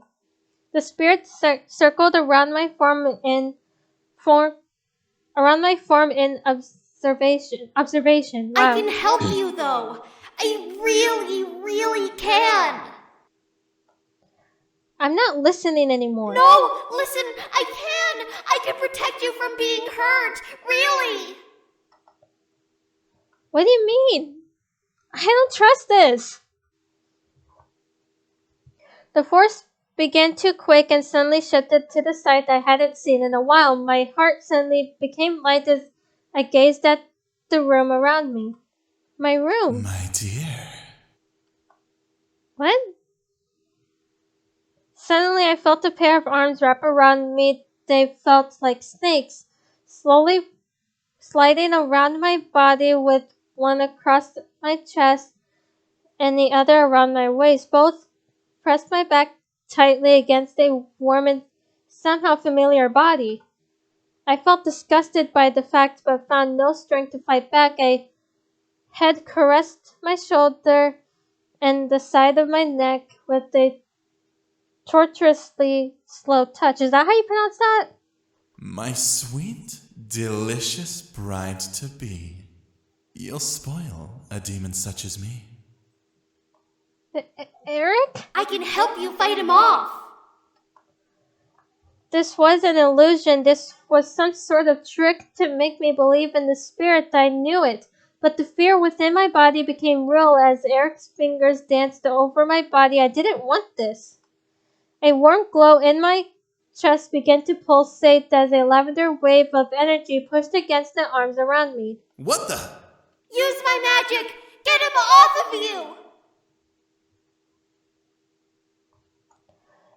On its own, the magic in my chest burst forth, forming a barrier around my body and pushing the illusionary Erik away from me. I barely turned in time to see the image fade like dust blown away by wind. I never imagined seeing Erik vanish before my eyes, but I became witness to the illusion of it, causing my heart to feel torn. I felt tears collect in my eyes, but my mind became chaotic. What was I doing? Stop it!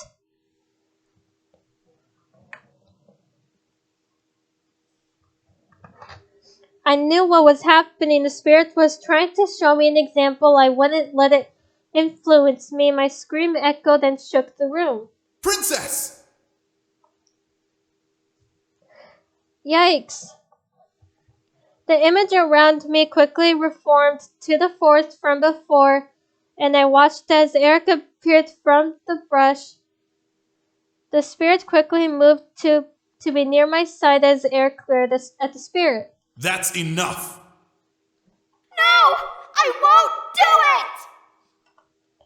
Erik's glare could almost kill. As his ethereal tendrils appeared around him, the spirits began to pulse defensively. Then you leave me no choice. Erik lunged forward and charged at the spirit faster than I had ever seen him move. The spirit put up a large barrier around itself, similar to the barrier it had on me when Seto tried to expel it. Erik's tendrils, in rapid succession, began to jab and slam themselves into the barrier, attempting to break it. No!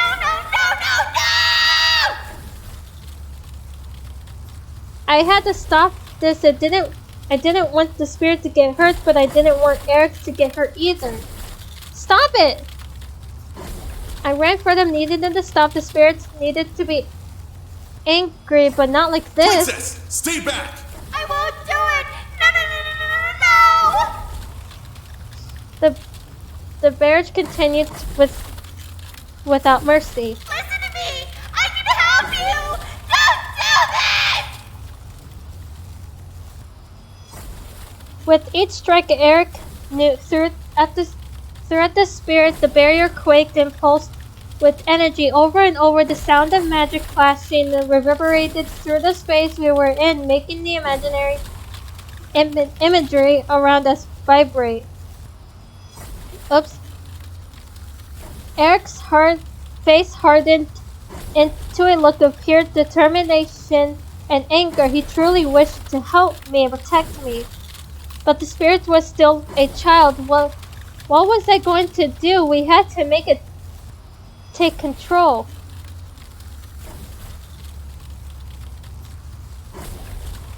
I wouldn't give up, so I had to aggravate it as well. If making it angry would make it take control, then that was what I had to do. I charged forward and slammed a fist into the barrier, feeling a heartburn against my skin. However, I knew that I wasn't truly injured. The spirits wouldn't dare hurt me like that. What are you doing? I'm sorry! Erik increased the speed of his attacks, and soon our barrage on the barrier began to break through as it began to crack and fade. With each punch, the spirit started to whimper. No, please. My heart felt like whimpering as well, but enough was enough. I had to fix this.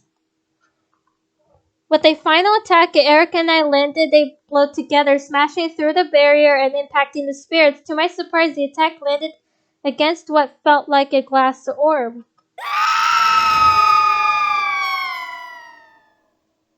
Oh my god, that was bright for my eyes.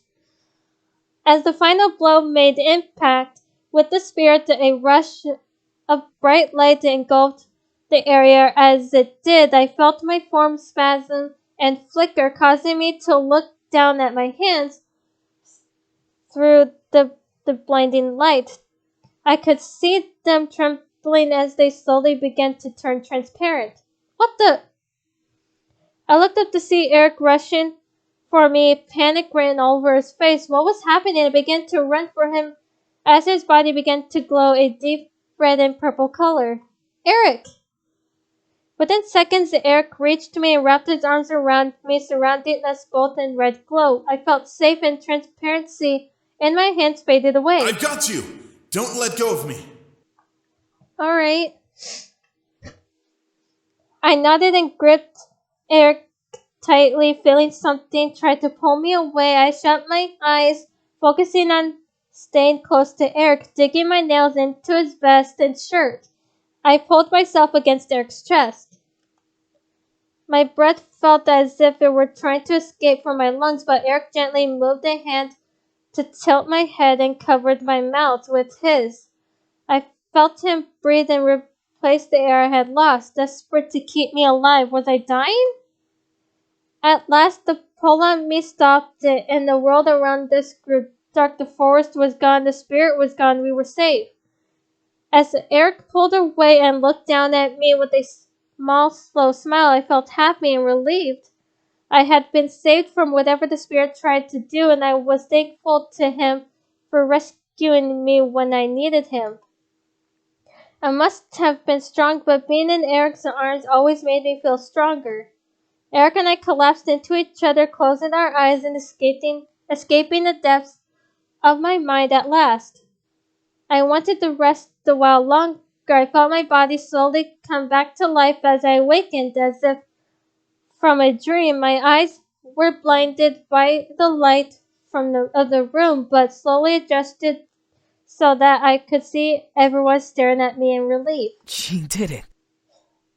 They did. Yeah. Oh, my stars and garters.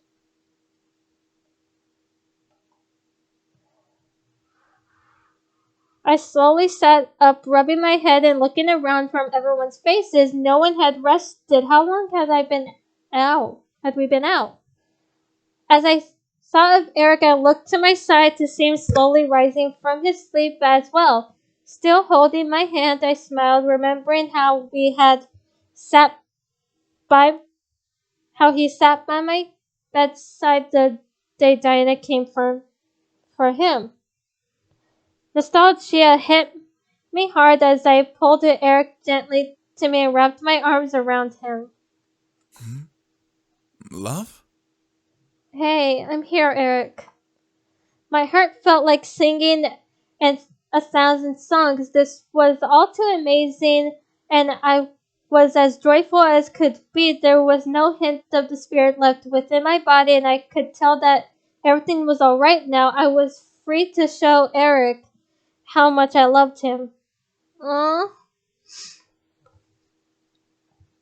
Erik wrapped his arms around me and buried his face in my neck, relieved as well. I'm so happy. Me too. I ignored the giggles and sighs around us. All I cared about was Erik in the moment. Diana, however, was so subtle in wanting to interrupt our moment. Erik and I looked over at Diana, seeing her exhausted expression from her eyes. I could tell she had spent a lot of energy, and I was responsible for that. Glad to see that it worked, and that you two are okay. Now, if you'll excuse me, I must rest. Alright. Diana said nothing more as she turned to leave the room. I stopped her. Diana? Thank you. Thank you so much. You're welcome. I love Diana. With that, Diana and the other Diana and the other rebel leaders left the room, leaving the incubi and their wives with us. Still, we should take some time to do some last-minute training and preparations before heading to bed. We leave first thing in the morning. Right.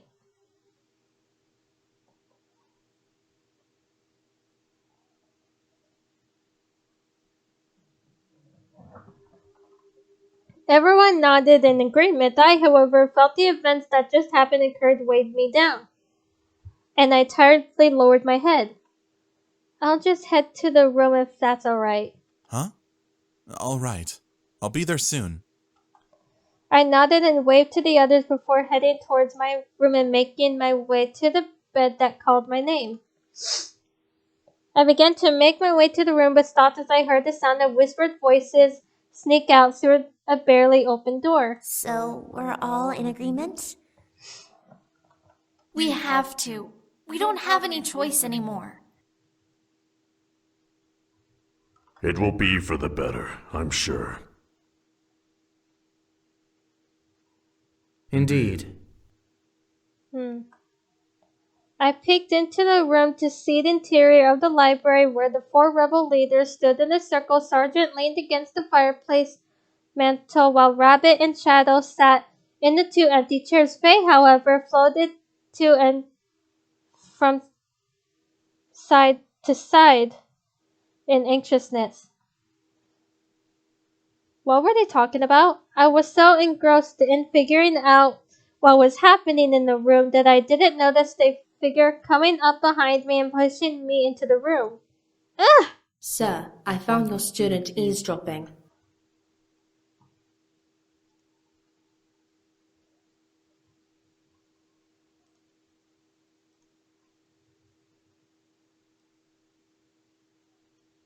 Sorry. I'm not surprised. Agreement's now out in the open. The 4 stared at me with cold eyes as if they were ready to send me back to the human world as a corpse rather than going through with the siege.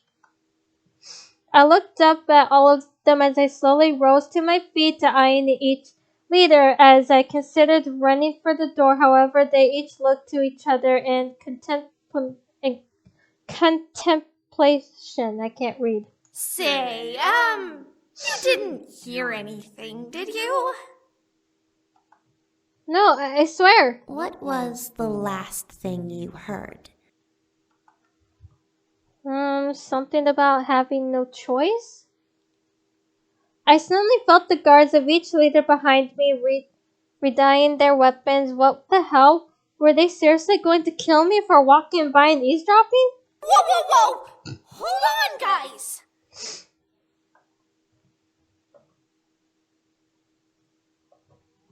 I felt the guards back away from me slowly, most likely still cautious of me. I let out a small sigh, happy that I wasn't going to die, at least not immediately. Rabbit, however, looked to me with an ear twitching in curiosity. Let us ask first. Do you know what has been truly happening with Diana? I looked to Rabbit knowing what she meant. Diana had been acting oddly and it was not boding well. The more I saw her, I could tell that something was seriously weighing her down or influencing her words. Yeah, but what does that have to do with this meeting? As I answered, the other demons looked once again at each other before Shadow stepped forward nonchalantly. Wow, can't read. Let's not play the ignorance game. We're going to assassinate the succubus when the war is over. What? Oh, what the fuck? Way to just blurt it out! Right. There's no use in hiding it. We don't know how much she has heard. I became massively confused. Why were they going to kill her? How were they even going to do it? Why? What good would come out of killing her? Rabbit stood and walked to the fireplace, staring into the open flames. I could tell I was about to get an answer, so I listened intently, wanting to know why they were planning Diana's murder. Diana, we fear, has become corrupted. Corrupted? What do you mean? Meaning she's going batshit crazy like the Demon Lord. I furrowed my eyebrows. That couldn't be. She seemed mostly fine, save for a few instances here and there. Sergeant, reading my face, pushed himself off of the mantel and stood up straight, reminding me of his power with his stance. Human, you hate the Demon Lord as much as we do, correct? Right? I glared at Sergeant's stupid question. Of course I hated him. He had trapped me here and forced me and the ones I loved to join this war. There was no reason to even remotely like him. At my glare, face swooped in between me and Sergeant, waving our arms frantically. Listen, we're not trying to make you mad, but, well... This is ridiculous. Shadow stood from his seat, now clearly irritated, and stepped towards me. The succubus has gone mad, and if we don't end her life before she takes the throne, then she will become as mad as the demon lord. There is no saving her. Understand? Oh, come on, Shadow! Seriously?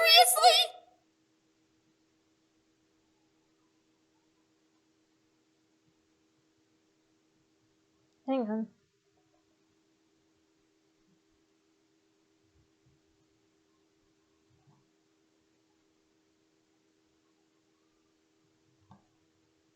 No, this is beyond unnecessary. All three of you are complicating the matter when all that needs to be stated is the truth.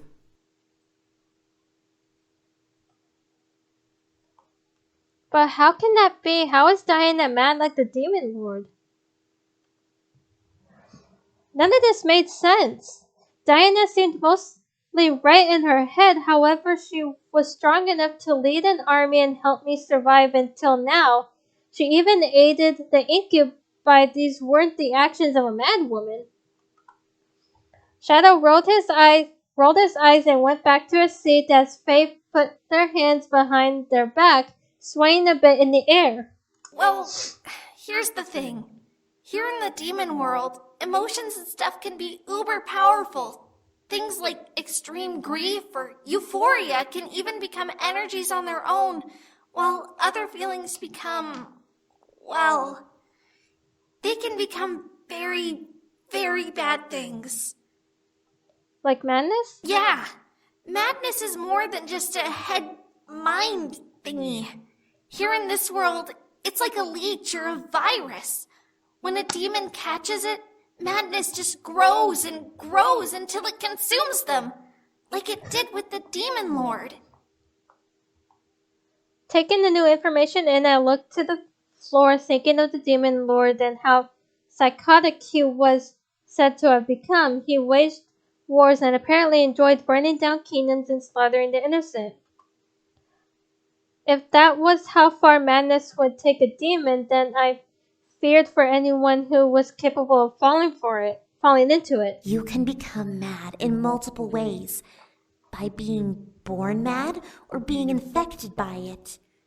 Diana has fought the Demon Lord head on multiple times during the past 10 years. It was inevitable that she would catch the affliction. You can catch madness? How is that possible? We don't know, but this wouldn't be the first time someone who used to be sane went mad because they were around another crazy demon.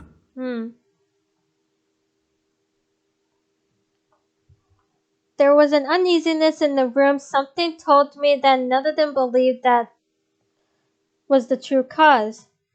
There's more, isn't there? Huh? I became bold. If Diana had to die, then there had to be a solid reason, and the madness excuse wasn't enough. Why were they planning it if none of them truly believed it? It's not just because she's mad, isn't it? Something else is wrong. The rebel leaders became silent, letting the tension lay in the air in plain view and giving me my answer. I was right, there was more to the story. Who are you to question our reasons? Shadow. Shadow stepped up to me and leaned closer to my face. As I stared into his black eyes, I could feel the world around me grow darker. He was truly a scary being, and his cold tone made me that much more afraid of him. You're a human. You have no say in what we do here in this world. But we are not asking for your permission. My anger suddenly exploded that I was pulled into the room and being treated like dirt. I didn't appreciate it one bit, so I straightened up and got into Shadow's face. I'm not asking for yours either, I just want to know. Shadow and I continued to glare into each other before Shadow scoffed and turned away, crossing his arms. Rabbit shook her head, tapping her staff on the ground. Regardless, we can't have you remembering the conversation we had here if we are set on stopping her. I took a step back, but now afraid. Were they really going to kill me? Faye sensed my fear and waved her hands wildly. Whoa! Hey, hold on! We're not gonna hurt you or anything! That was somewhat of a relief, but what were they going to do? As I took a breath, Shadow spoke up, catching my attention. I'm curious, human. Do you believe in the succubus? What? The other leaders looked to Shadow as he placed a hand on his chin in thought and peered into my eyes. Who do you believe should rule this world? The succubus? Or one of us? And suddenly I became the focal point of the entire war's resolution. Why was my opinion important? I looked to the floor, trying to mull over his question and come up with an answer. Diana had saved my life and was doing everything to make sure I could go to the human world as safely as possible. Still, from how she was behaving, something was indeed seriously off with her. Was she really ready to take the throne?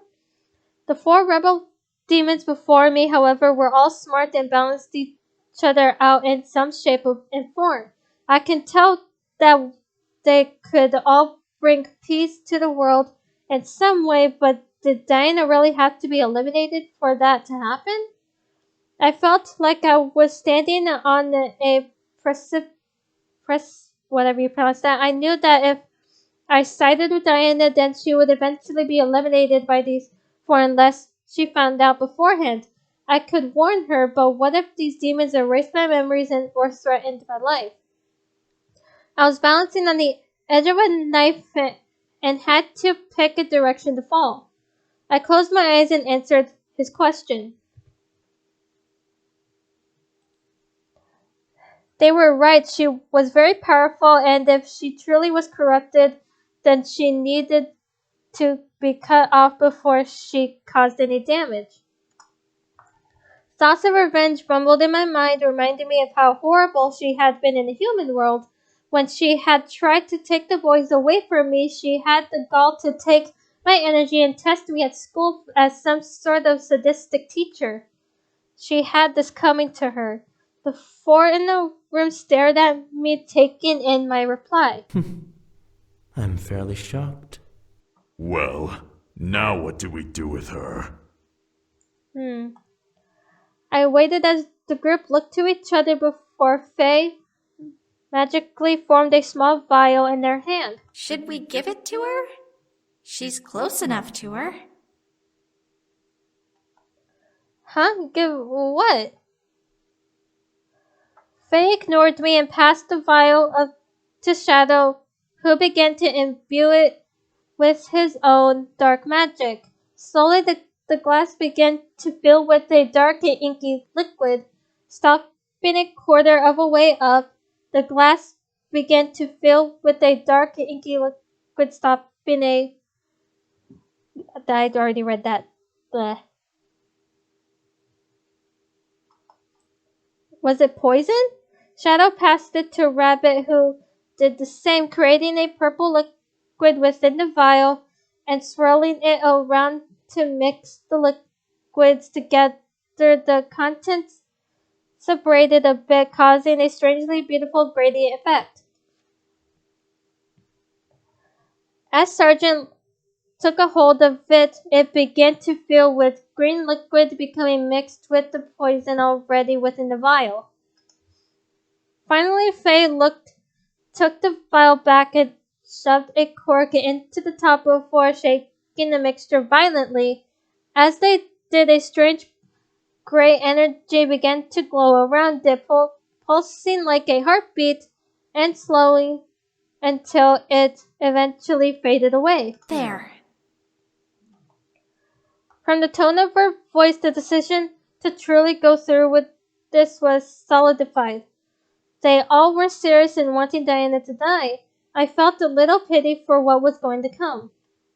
Faye turned and floated to me holding out the vial. We were gonna give this to her during the final celebration after the siege, but we're pretty sure that guard will be watching her like a hawk.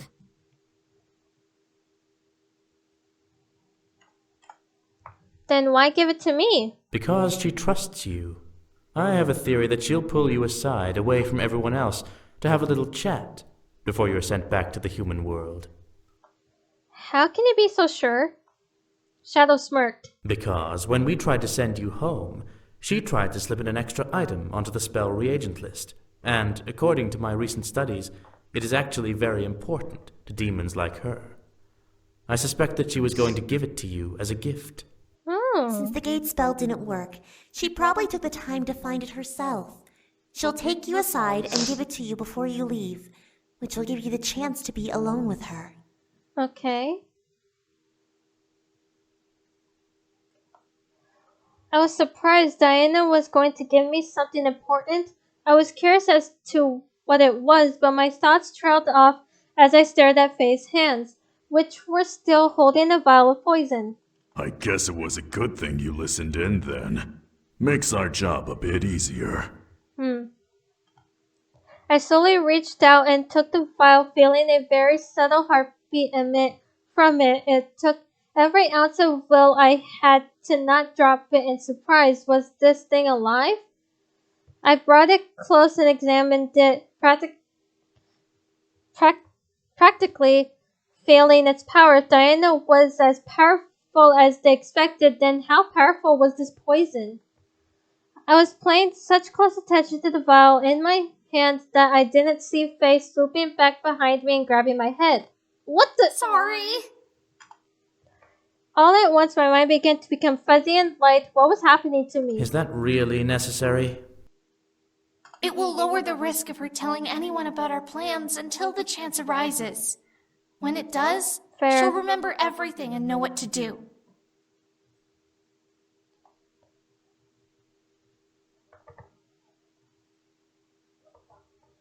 I would forget about this? How did this make sense? I didn't get a chance to fight back until my vision blacked out. I shut my eyes and felt the world spin around me before I relaxed. As silence overtook my senses, my body floated for a bit in an empty void before softly landing on a surface, causing me to open my eyes and look around.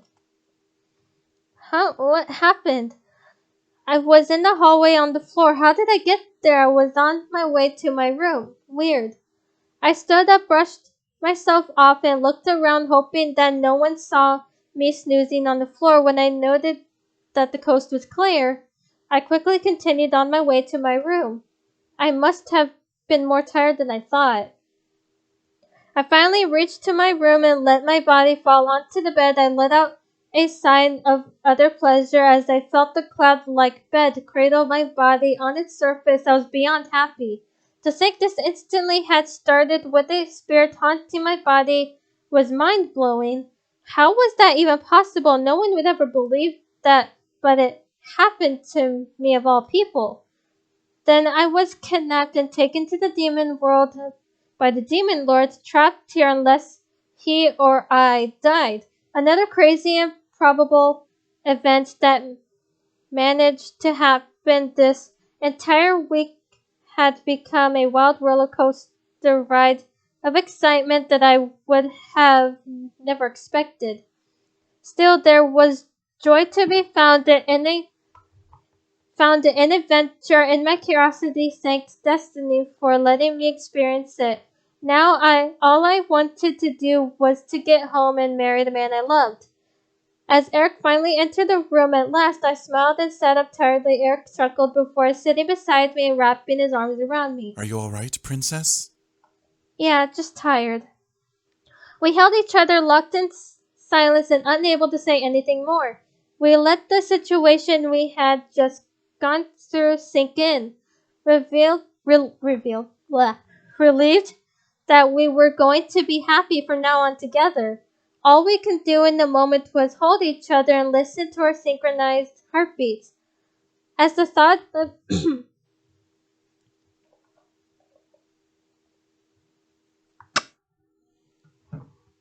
As the thought of tomorrow danced in my head, I began to grow fearful. Was I ready to go into battle with Erik? Were any of us for that matter? We were about to walk into the final clash of the World War. Would we survive? Would I live to remain with Erik and feel his embrace again? Tomorrow brought too many questions to think about, and I became frustrated and scared.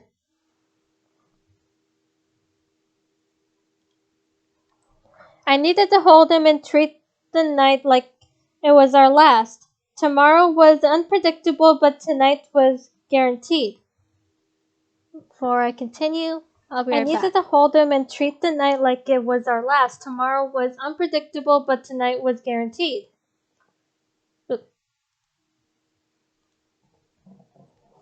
Aww. I ran my hands over his vest and looked up into Erik's eyes. See his meet mine in a loving gaze. He seemed to understand silently exactly what I wanted as he gently leaned in and kissed me. My eyes naturally closed, feeling the warmth of his embrace completely engulf me and draw me into a state of peace and comfort. The world around us vanished as I became lost in his arms. My fingers danced over each button of his shirt and released them as our kiss slowly deepened, revealing his bare chest and letting me feel the heat of his skin beneath my fingertips. His touches were gentle, sweet over my own clothes.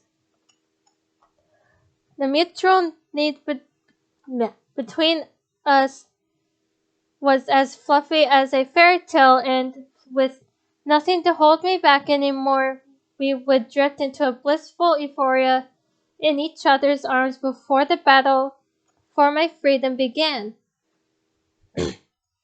It was moments like this where I felt Erik's with some of these words I pronounce, and I hope I'm pronouncing them right, the unwavering devotion to make me feel pampered, pleasured, and all around blessed with his touches, his kiss, his breath against my skin.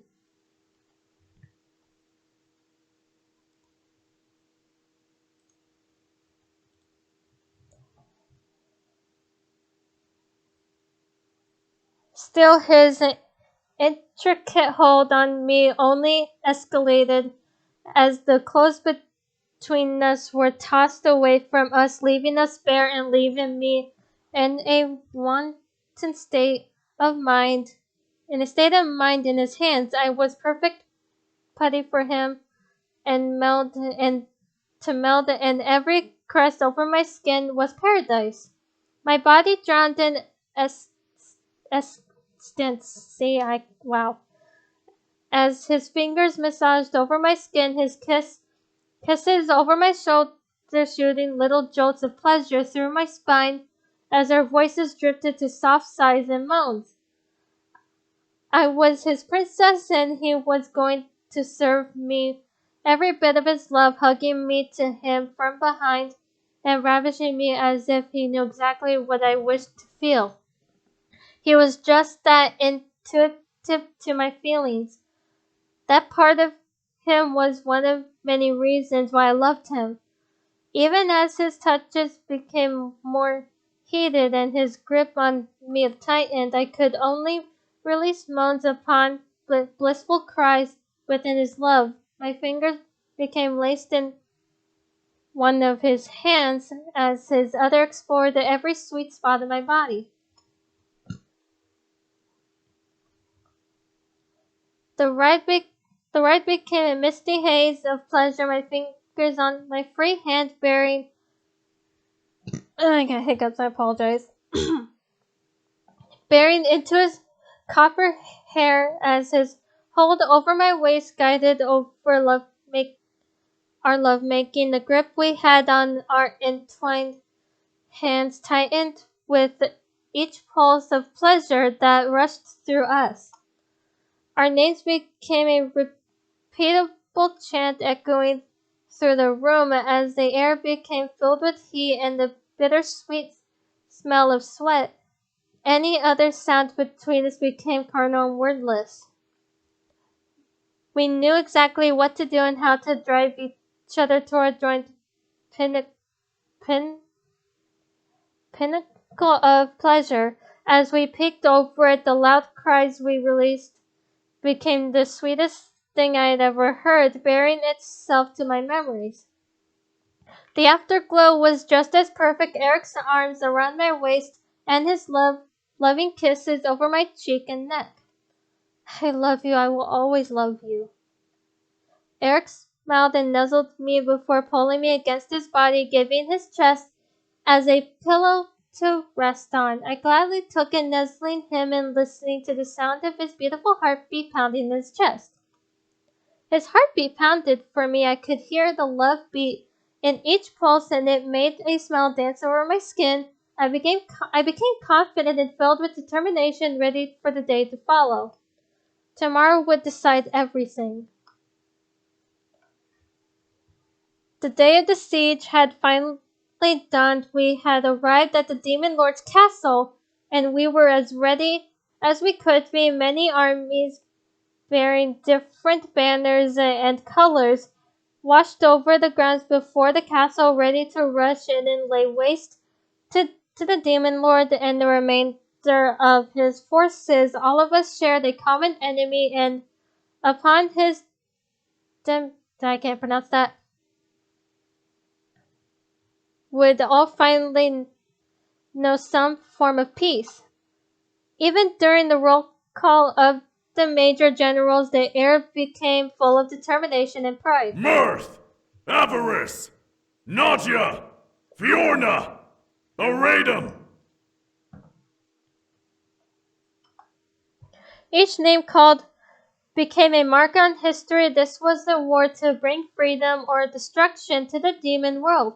If the rebellion didn't win this fight, then this war would never end. If the rebellion won, then the world would become united in a hopefully peaceful rule. The hour before the battle was set to take place, my thoughts instantly ran back to our final meeting in Lilith's castle. Diana had pulled the leaders and us together, instructing us on how exactly to proceed. Zero, you will be joining Shadow and Sergeant in the front, taking care of the main army head-on. I expect that you will come out of it alive. Yes, my lady. Rabbit, Faye, you are in charge of range attacks and defense. We cannot allow any of those blasted imps getting to us from behind. Yes, ma'am! As Diana looked to me, I grew slightly fearful. I had to get into the Demon Lord's castle, but how exactly did Diana plan on getting me there? You and your fiancé will take the side route straight to the castle. Wait, huh? We've organized our army to have our strongest on the front lines and against the tree line, giving us a side route for you to make your way straight to the castle. If anything trickles into the side route, you'll be able to handle it. However, there is something I must ask of you. What is that? What is it? If you are indeed attacked, you need to defend your fiancé the entire way there. Do not let him use his energy. Are you out of your mind? When you get to the castle, I will be fighting one-on-one with the Demon Lord. If something should happen to me, then I need you to take over. She is not ready to fight him, and you need to be at full strength to finish him off. I agree. The humans should be able to handle a few imps. I stared, listening and reaffirming the order. I couldn't lie, I was nervous. However, I was determined enough to see this through. I looked over at my fiancé with a confident smile. I got this, don't worry. Despite the worried look in his eyes, he nodded and held my hand, trusting me and my decision to agree with Diana's command. Diana rolled her shoulders and looked at the map draped over the war table between us all. Her gaze pierced into the dark parchment as the aura around her body pulsated in anger. I will fly ahead and meet the Demon Lord head-on. No matter what happens, I will not allow that monster to live.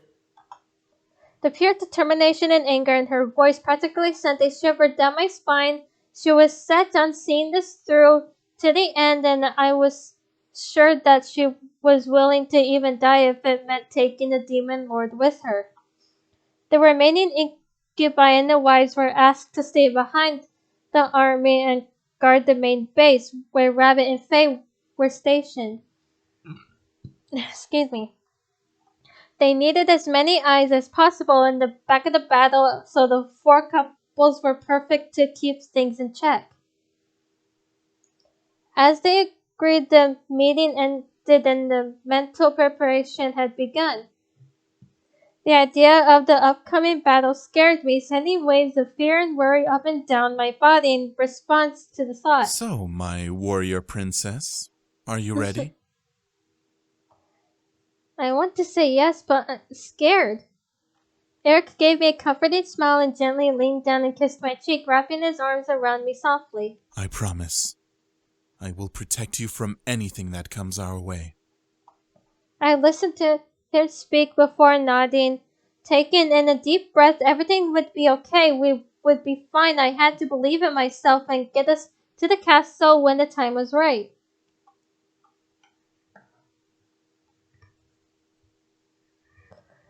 Like a beacon, our forces became the banner of hope and strength for the rebellion. At the sight of Diana, many soldiers bowed and stared in awe, and the inspiration maybe it was her presence or maybe it was for what she stood for, but as Diana stood at the cliffside of the mountain, the air became full of energy and power. My fiancé, Rabbit, Faye, and I stood behind her. Diana stood on the ledge of the cliffside, addressing the rebellion for their final battle. Her voice echoed across the field, booming and reverberating through the air like thunder. Milites! Et hoc liberati esturei tramcun tuis omnibus conversiris. Sto vobiscum reducitic vos ad spem. Nocte, lavabir mur, arcem, hostium sanguine. What is she saying? She said that she will help them gain their freedom, and she will stand with them as they fight this war. Is that all? Well, she also said that the castle will be bathed in blood, but I don't believe she means it literally. I nodded as I stared at the back of Diana's head. A part of me felt a little intimidated and jealous of the power she had. She really could make armies bow to her and obey her every whim. At the same time, I knew that she was doing the right thing for this world. Ele Dio dominati sunt nostri. Nos destruet, eum mitere, profundissimum, inferni detractos. Rabbit and Face stepped forward and held their hands out towards the castle, focusing their energies and forcing the stone walls around it to crumble and dissolve down into the earth. Diana summoned her saber, letting it shine brilliantly as the purple taint over her skin began to twist and turn. Before my eyes, the taint on her back took shape, lifting off of Diana's skin and morphed into a set of demonic wings. I could only stare, jaw-dropped, as Diana's body lifted off of the ground and began to fly over the legend, slowly gliding towards the castle. To war! To battle! At her final command, Diana's wings pulsated in the air, flapping gracefully as she swooped down and forward. She was charging and flying for the castle walls, saber bared and ready to spill blood.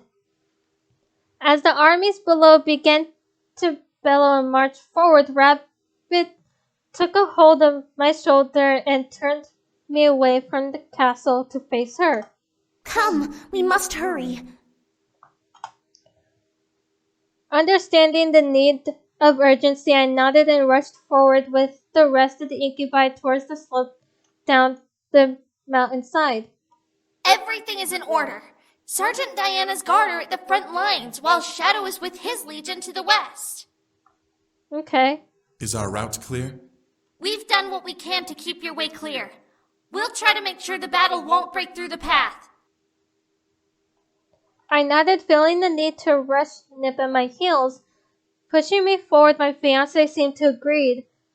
to agree, gripping my hand and walking at my pace alongside me. However, as we finally arrived at the forest line, Faye and Rabbit stopped looking back at us. Straight through here. The sound of the war will always be on your right, so do not get lost. Alright. You'll be fine, though. Just follow the tree line. In sync, my fiancé and I nodded in acknowledgement before turning to see the other brothers and their wives. So, this is it. Remember your surroundings and protect each other. Be careful, alright? Make sure you stay safe. Kick his dead body a couple times for me, alright? Right in the head. Oh God, Sam, I love you. We'll be right here rooting for you and watching your back, okay? We'll finish this and rush in as soon as we can, alright? Make sure you kick some serious ass. Show that old goat what he gets for messing with you. We'll win this. We know we can. You can do this. We'll see you soon, okay? Okay. I smiled despite the nerves running through my body. I held onto my fiancé's hand and gave it a hard squeeze before receiving one back in kind. We'll finish this, then we'll go home. The group nodded before I slowly turned and looked into the tree line, took a breath and rushed forward, matching my speed. My love followed, weaving through the trees behind me to not lose sight of me. The journey was surprisingly uninterrupted. The sound of the war clash beside us causing me to cover my ears a bit from the volume, but I shook my head and pressed forward, not wanting to become distracted. The goal was to get to the castle. I had to focus. Before I could, however, I was pulled back by my fiancé, barely missing an arrow fly past my nose. Whoa! I quickly turned my head and spotted a small group of imps creeping towards me, with one reloading his bow with another arrow. I quickly grabbed my incubus and focused on making us become one with the shadows of the tree we were under. As the dark consumed our bodies, I felt my energy pulse from the amount being used. Still, I successfully dragged us both into the shadow plane. What? This is new. I looked back at him and smiled with a nod, knowing that he was completely unaware of what I had learned in my training. After all, he had been focusing on improving himself. I lowered my hand to his and grasped it, rushing forward and pulling him along. He managed to trip a bit before following along, keeping my pace. Even as some hideaway scouts and trickling soldiers came in our path, we simply ran through them unseen. It took the man behind me a bit to take it in, but he quickly adjusted, knowing that now wasn't the time to focus on that. I, however, felt my energy quickly drain. I was maintaining 2 people in the shadow plane. After all, it only made sense that it used more energy. Still, I wanted to get as far as I could before returning to the real world. I gripped onto my incubus's hand hard as it began to wane, slowing my run and feeling a heavy wave of dizziness consume my mind. Soon enough, warmth returned to my body and we were both sent back to the corporeal demon world. Of course, it couldn't have been a perfect straight journey without a couple of fun guards at the edge of the tree line waiting for us. A band of remaining imps caught my eye, taking in that I had successfully maneuvered around their lines and had reached them. I grimaced and glared at the imps, seeing the group of 3 rush at us despite the weak feeling in my knees. However, I had one last trick up my sleeve. I focused on my shadow, commanding to come forth and defend me. My incubus and the imps gasped as a dark shadowy figure of me sprouted from the ground and formed a large sword in her hand. I glared at the imps and pointed at them, feeling my energy quickly drain once again. Get them! On my command, my shadow rushed forward and began to slice through the imps, effectively disconnecting their limbs from their bodies and cutting them open.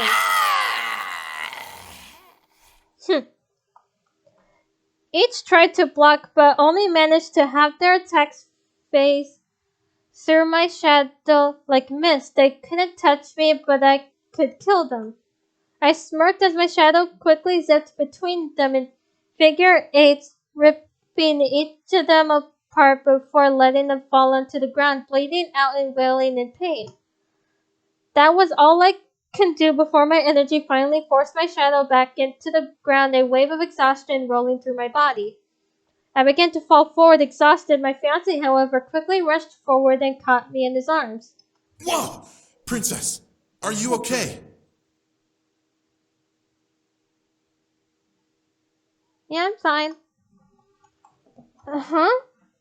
I looked up to see Erik staring down at me with a deeply concerned gaze. We were safe for the moment, so I merely smiled up at him with a nod. I'm fine. I promise to protect you like you protect me. Erik let out a small laugh, kissing my forehead, and hugged me to him. You spoil me so much, my love. I hugged him back, feeling relieved that we had finally arrived at the castle and were about to rush inside. As we slowly pulled away, Erik lifted me up and helped me to my feet. Will you be all right? I nodded, shaking off the exhaustion from my mind. I was ready to end this. I looked up at the castle gates and felt a rush of determination run through me. Let's finish this. With that, Erik and I rushed forward into the castle. The final battle had begun. Erik and I rushed into the castle and into the main hall where we could hear Diane and the Demon Lord clashing swords. I will tear you to shreds! As we finally entered the space where the battle was happening, we stopped at the doorway, spotting Diana slamming her saber over and over onto the Demon Lord's sword, which was held over his head like a shield. From the look of it, the Demon Lord was severely wounded and was trying to hold out against Diana's barrage of blows. Diana wasn't looking too well herself, but she seemed to have the upper hand. What was scary was that Diana's face was completely smeared with blood, intensifying the frightening look of rage and anger in her eyes. Every swing was reckless, powerfully thrown to eventually hack into the Demon Lord. To her displeasure, the Demon Lord was able to block each time. Erik and I slowly stepped in, watching as Diana continued to beat steel to steel in an angry rage, trying to find an opening and becoming more enraged. With each block, the Demon Lord pulled slowly. His body began to glow, pulsing with red energy. Enough! With a blast of red lightning, Diana was sent flying back, slamming against a pillar and falling to the ground with a thud. Ah! Diana! The Demon Lord seemed to ignore my shout as he stood and began to walk over towards Diana's falling body. Diana tried to press up onto her hands, stumbling and buckling a bit before she glared up at the Demon Lord while he approached. I should have waited until you came back, so I could have killed all of you in one fell swoop. Diana's glare intensified as large black and purple flames engulfed her body from the rage that ignited within her. You bastard! He is a bastard. Pouncing off of the ground, Diana formed a new saber in her hand and flew at the Demon Lord, swinging it to slice his throat open. However, the Demon Lord paired, locking steel once more with her and leaning in with a hard glare of his own. How does it feel to be the only one left alive in your family? Not even your unborn sister survived! Oh my god, you dick! Diana snarled as she slammed her feet into the Demon Lord's chest, forcing him back and causing her to catch herself on her wings, remaining in the air. The voice that erupted from Diana's mouth sent shivers down my spine. You don't even deserve the mercy of death! Erik instinctively placed an arm in front of me, staying put and watching it intently. Both of us were sure that Diana possibly had this, but we didn't want to get in the way of her rage if she was full out going berserk. The Demon Lord let out a laugh before pointing his hand at Diana, summoning a large bolt of red lightning to shoot out and slam into Diana. Luckily, Diana had placed her sword between them and blocked the lightning from hitting her skin.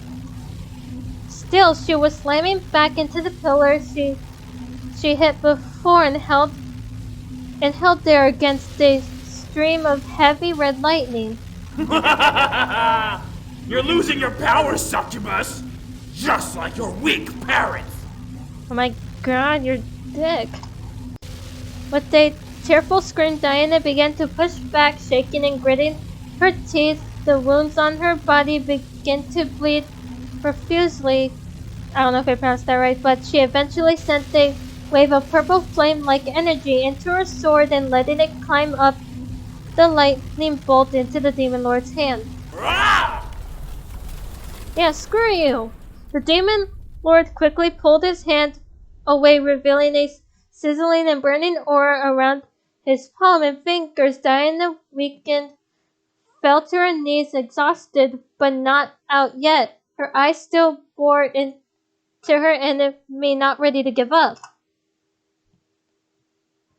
I felt myself glare hard at the Demon Lord, who was a monster that needed to be stopped. Erik, feeling my anger, stepped forward and began to summon his ethereal tendrils behind his back and around his form. Guess it's time to step in. I watched as Erik rushed forward and planted his feet beside Diana, reeling his hands back and punching them forward as he did. A crown of tendrils shot up from the ground around his body and flew at the Demon Lord like a spray of arrows. The Demon Lord glared and sliced each attack out of the way, panting from exhaustion, but not ready to surrender. As he sliced through the last one, he sneered at his second son, gritting his teeth. You! Erik smirked, licking his lips slightly. Did you miss me, father?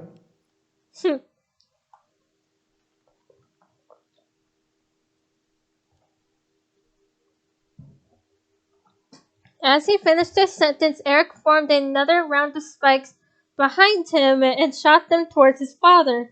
Glaring as he blocked and knocked away each one again with his sword, the Demon Lord let out a dark chuckle. Like I would miss little insect traitors like you.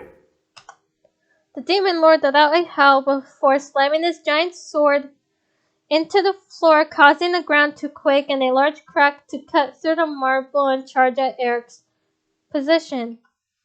Erik jumped into the air and landed beside the broken earth, sending out another volley of spikes. Luckily, one rammed into the Demon Lord's shoulder, causing him to shout in pain.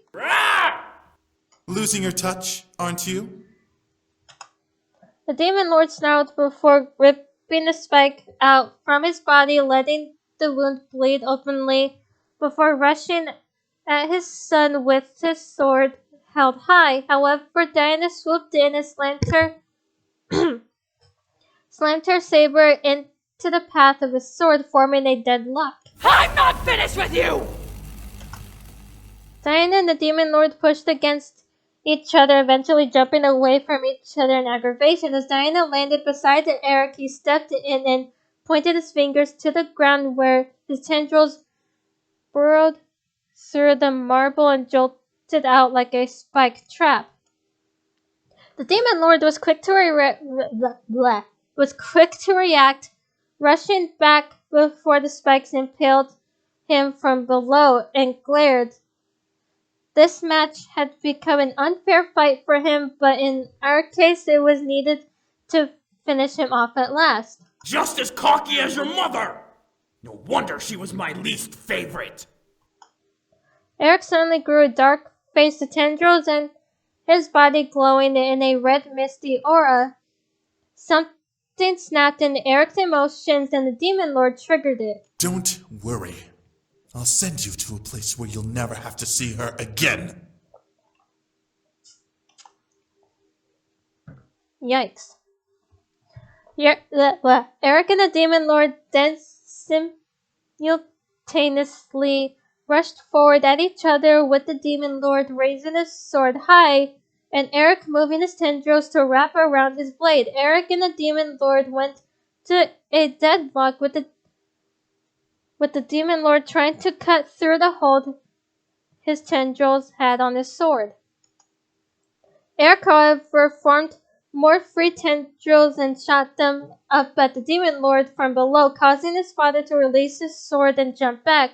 Now unarmed, Erik smirked as his tendrils snapped the sword in half with insane ease and tossed the two halves to the sides to be forgotten.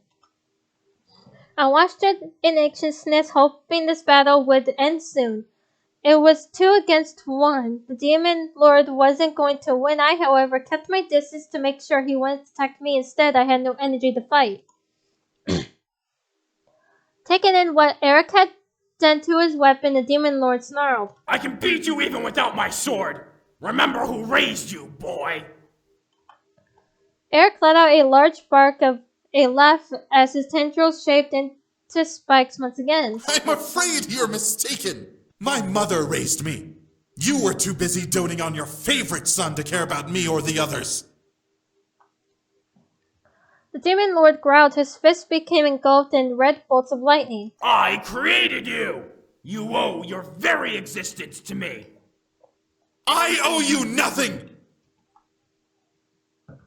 Holy hell. The Demon Lord only laughed before suddenly gasping from pain. I had barely seen what had happened, but as I stared at the Demon Lord, I gasped at the sight. Protruding from the Demon Lord's chest were a spray of red spikes dripping with his blood. I could barely keep staring as he turned and looked to us in shock. I looked over to Erik to see him pointing at the wall behind the Demon Lord, where a collection of spikes jutted through a black void into the Demon Lord's back, effectively skewering him. You never paid attention.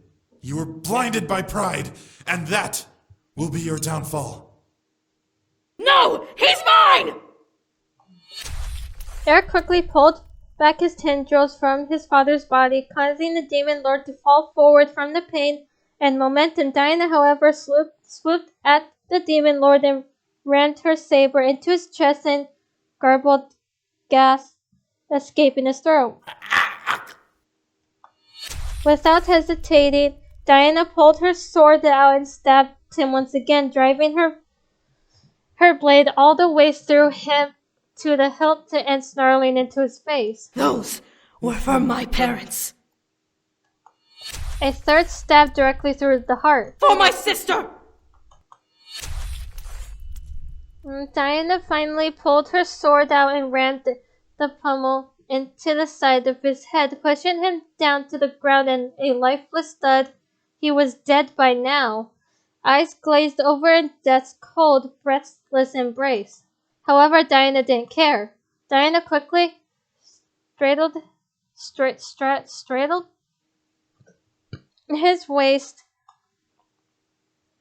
bringing up her saber and using her magic to shorten to a dagger in her hands above her head. And for every life you took from this world! Maddened, Diana began to violently slam and pepper... I got a hiccup.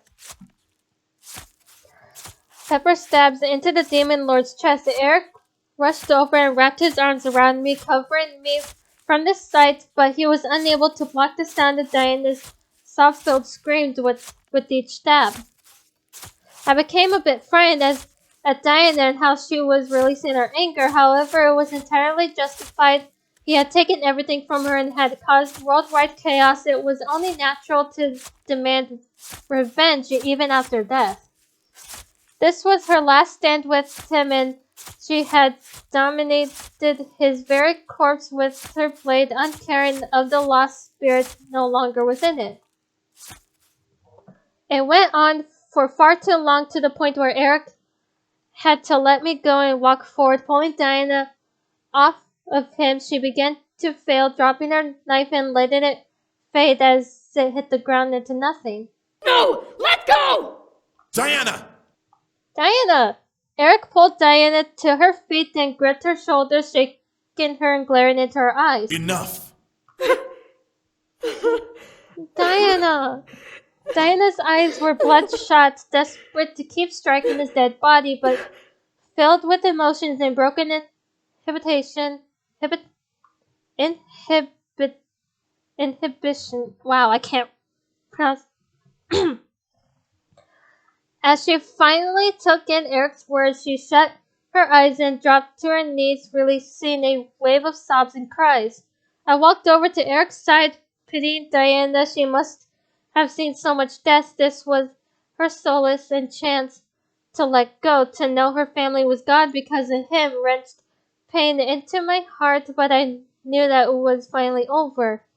They were avenged, and so were the many people who died under his hand. The demon lord was dead at last. I felt a weight lift off of my heart and spirit, proving to me that the curse was broken and that the chain that bound me to the Abyssal Plains was gone. I could go home. I hugged Erik's arm to me, finally letting out a sigh. I was holding in relief of the situation. Erik smiled and kissed my head. It's over now. Yeah, we can go home now. A wave of joy rushed through my body. Happy to know that I was free to go home, I began to become overjoyed with the idea of returning, walking across the aisle and marrying Erik before returning to my normal life. Life in the demon world was an adventure, but it was time to finish this and leave. I smiled to Erik before kneeling down and placing a hand on Diana's shoulder as she cried, causing her to look up at me. I could only smile at her, try to relieve some of the heartache and burden she was releasing. It's over, Diane. We won. A small breath of silence ran through the air before Diana wiped the tears from her eyes and nodded, still shaky from the experience. It's over. I nodded and gently helped Diana stand before taking Erik's hand and walking towards the entrance of the hall. Diana, however, turned back to look at the demon lord's body, stopping us in our tracks. Was this all worth it? I lost my family because of him. There was so much bloodshed. Diana tightened her fist at her side, gritting her teeth and shutting her eyes. I didn't get to say goodbye to my family. My sister. Oh, my heart. I felt another wave of empathy run through my body. At her words, she wasn't really alone, though. She had Seto. He was truly everything she had left in the world, and he was more than willing to walk through it with her. It was all right, so I reached out to take her shoulder. Diana looked over, seeing the comfort in my eyes despite her broken gaze. Before I could speak, however, a familiar purple light glowed from the demon lord's body, catching our eyes and causing us all to look over in shock. What was happening? What the? Before our eyes, a faint purple orb slowly appeared and bobbed up and down in the air, looking at us. The orb that had haunted me and was expelled from me floated over the dead body of the demon lord as if it had been there the entire time. You! The orb moved in a circle up about the demon lord's body. As it entered to its spot, it released a pulse of light. What the freak? The light slowly drifted towards Diana, impacting her chest and making her glow a bit before the light faded away. Confused, Diana stared at the spirit, trying to figure out what it had done to her. Was it an attack? What the hell's going on, dude?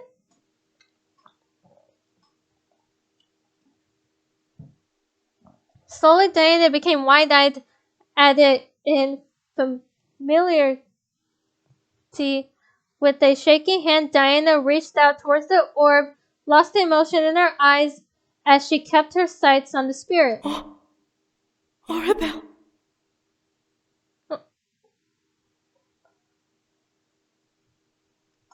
Orbel?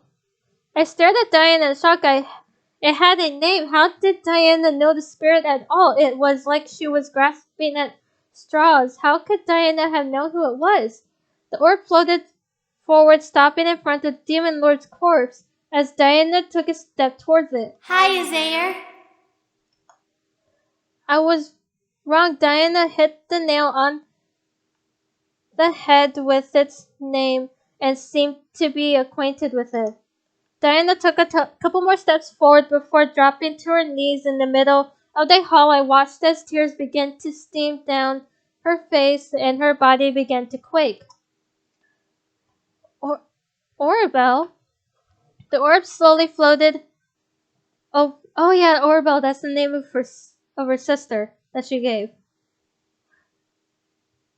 The orb slowly floated over to Diana and hovered just within arm's reach of her. Diana's hand shakily lifted up past her chest over to her mouth. Arabelle! It's okay. It's okay, big sister. Big sister, Diana was hurt. Diana suddenly let out a tearful gasp before reaching forward and taking the orb into her arms, somehow pulling the orb into a tight embrace. The orb seemed to shimmer in the hug it was in, but didn't seem to react in any other way. Diana, however, became a weeping mess, crying and shaking while holding Orabelle close. Arabelle! Arabelle! What the? I couldn't believe it. The spirit was Orabelle, Diana's sister? What kind of coincidence was that? How did Diana not know herself? How did Orabelle not tell me? I obviously knew Diana just from how they were embracing.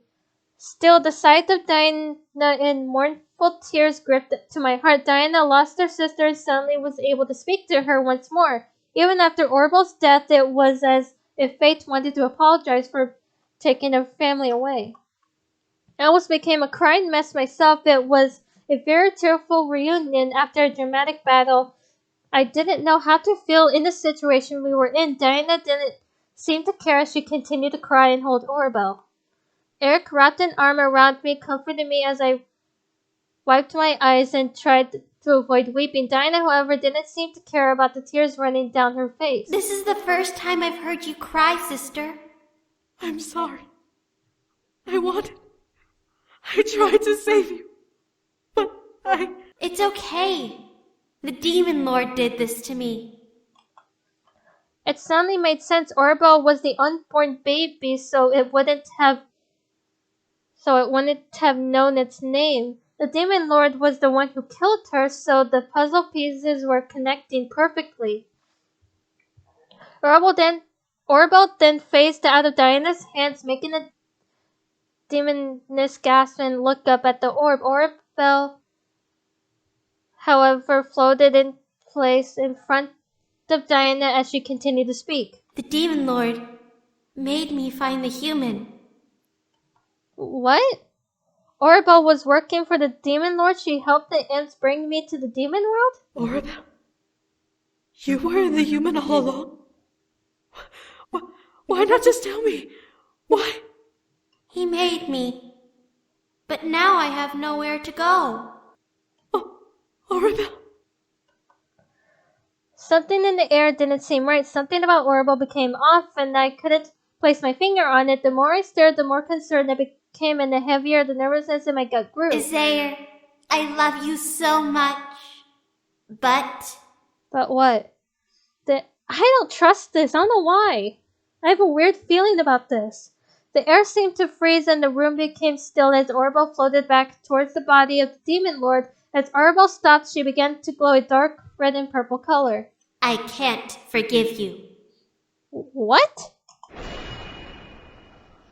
Oh my god, that hurt my eyes. All at once, the orb flashed and vanished into the thin air. Only a misty gas present in the aftermath. We looked around trying to pin down where she had gone as Demon Lord's hand suddenly lifted. Oh, you gotta be freaking kidding me. Slammed into the ground. We shot our heads back at the corpse, seeing it begin to animate. Demon Lord slammed his other hand to the ground and began to push himself up, curling his shoulders over and using whatever strength he had in getting into his knees and eventually his feet. What? Oh, that's creepy, dude. The Demon Lord's body stood up and steadied itself on the ground on its 2 feet, heavy and void of life. What was happening? How could this be? As the Demon Lord's head lifted to look up at Diana, I gasped. His eyes were glassed over a dark purple, almost black color. Blood continued to pour from the wounds of the body, but the body continued to move as if it had a small breath of life. His mouth dropped and began to mold itself into the forming words, dead and echoing with Orabel's voice seeping through. You let him kill me. You let him kill mother and father. Orabel! What the hell? You let the human live and let us die.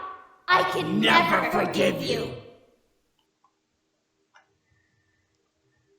The voice of the Demon Lord and Orabel seemed to fuse in a dissonant harmony as the body slowly began to march towards the unmoving Diana. My mind screamed for her to move and run, but Diana didn't seem to be immobile at the upcoming danger. Diana, move! She remained in place, shocked and frozen. What her sister had said and done, I could barely make out her hair and body shuddering in natural fear, but she wouldn't move at all. There was no way I was going to let Orabel hurt her, sister or not. I rushed forward and grabbed Diana by the horns and pulled her back as fast as I could. Diana gripped onto my hands, digging her nails into my skin, but I didn't care. I needed to bring her away from the incoming enemy. As I dragged her back, Orabel watched, and unamazed by my intrusion, I could only glare back. Despite Diana flailing in my hands, she wouldn't take her away. I wouldn't let her. I finally released Diana's horns and stepped forward, placing myself between the 2 sisters. I won't let you hurt her. Orabel loomed towards us, filling me with dread. The stretch of the Demon Lord's corpse became unbearable. Despite not being dead long, I still had no energy to fight, the realization making me step back from the undead Demon Lord. You hurt me. Hurt me. Now I'll hurt you. Oh my gosh.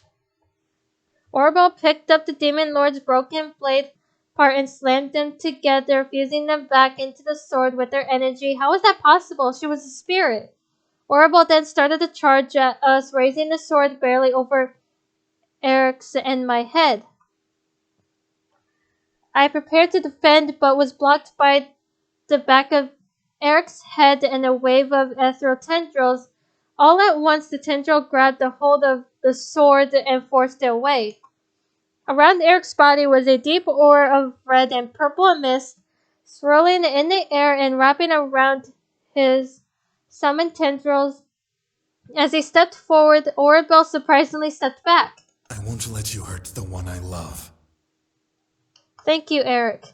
With a snarl, Orabel lunged at Erik, trying to wrap her arms around him, but was pushed away by Erik's tendrils. Orabel and Erik charged at one another, Orabel gripping to Erik's outstretched tendrils and began to push at each other. The wounds on the Demon Lord's body began to open and bleed further, causing it to quake as it pushed against Erik's strength. You won't last long in that body. Give up. Shut up! Shut up! With her screams, Orabel knocked away the tendrils, before her and managed to get close to Erik, but not without impaling herself on traps. Erik placed around him, which caused Spike to shot up and into the rotten body of the Demon Lord. Disgusted at the sight and smell, Erik used his tendrils to shove Oribel off of him and towards the opposite end of the room, where Oribel slid and rolled against the marble, painting it red and black with blood. Quickly, Oribel jumped back up and began to howl and scream, her cries filling the room and making it quake violently. Gah! I held my head, trying to block out the sound, but her cries began to fill my head with dissonant pain. Erik, in defiance, sprayed a volley of spikes at her. All landed on target. The spikes remained in the course, but Oribel continued to move, desperate to fight back with everything she had. What was wrong with her? How was she able to keep going? Were spirits really that powerful? I quickly grabbed Diana, pulling her up to her feet, and ran to the corner of the room, needing to be in a room still to help Erik, but desperate to keep Oribel away from Diana. Oribel! Diana began to flail and fight back, but I dug my nails into Diana's sides, forcing her back and with gritted teeth. Diana, move! As Diana's back hit the corner of the room, I could hear Erik release a grunt of pain, causing me to look over my shoulder to see what had happened. Erik, having knocked away a slash from Oribel's sword, unfortunately couldn't block a fist from sending Erik flying at the wall. Erik! Erik's body slammed into the stone. He fell onto the ground, gasping for air, and curled over himself from the pain. Erik! I instantly rushed over and knelt at Erik's side, wrapping an arm over him as he slowly began to rise back up. I'm fine, Princess. I shook my head and looked to Oribel, seeing her slowly make her way towards us. I was certain that the body was drained of any blood, yet she managed to keep it moving with her own energy. It was morbidly disgusting to see, but I was forced to bear witness as it came closer to where we were. What are you going to do? What are we going to do? Erik and I looked to each other, desperate to find an answer in each other's eyes. However, one finally appeared in my mind. According to Diana, when I had Oribel within me, I was overflowing with energy. If I was still standing, then I still had some left. There wasn't enough for me to fight, but there was enough to give to Erik to possibly help him. I suddenly grabbed Erik's face and kissed him, willing my energy into his body. Erik, despite naturally accepting it, stared wide-eyed at me in surprise. I didn't want to pass out, so I pulled away. When I began to feel lightheaded, I hoped and prayed that it was enough energy to end this fight, so I smiled at Erik, nodding to him. Finish this so we can go home. I quickly collapsed onto my hands, panting for air. The room began to spin, but I had to shake it off. I had to see this through. Erik gazed at me before nodding and turning to Oribel, who was halfway across the room. Now slowly Erik rose to his feet and summoned his mob of tendrils, each dancing and waving like angry snakes in the air. You've been in my way for long enough, spirit.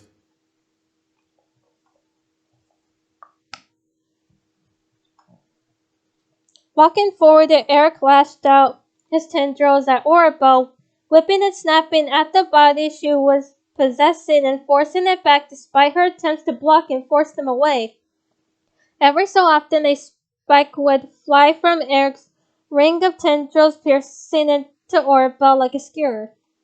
As Erik passed the Demon Lord's sword, he reached down and picked it up surprisingly with ease. I could barely stand, gripping onto the wall as I watched Erik lift the sword to his side. You possessed my wife, brought her to this world, and dared to attack her? All because of what my father did to you. Pitiful. Right. Orabel let out a threatening and frightening shout, lurching forward and try and tackle Erik, but was pushed away by the Demon Lord's blade and Eric's tendrils, causing her to knock it into and collapse one of the nearby pillars. Orabel slowly rose, pushing I can't pronounce that off of her before glaring hard at Erik. He glared back in kind before raising his father's blade up to his side, preparing to charge forward with it to plunge into her. I will send you to purgatory and free you from your suffering. With one last cry, Erik ran and thrust the Demon Lord's sword forward into Orabel, causing her to cry out.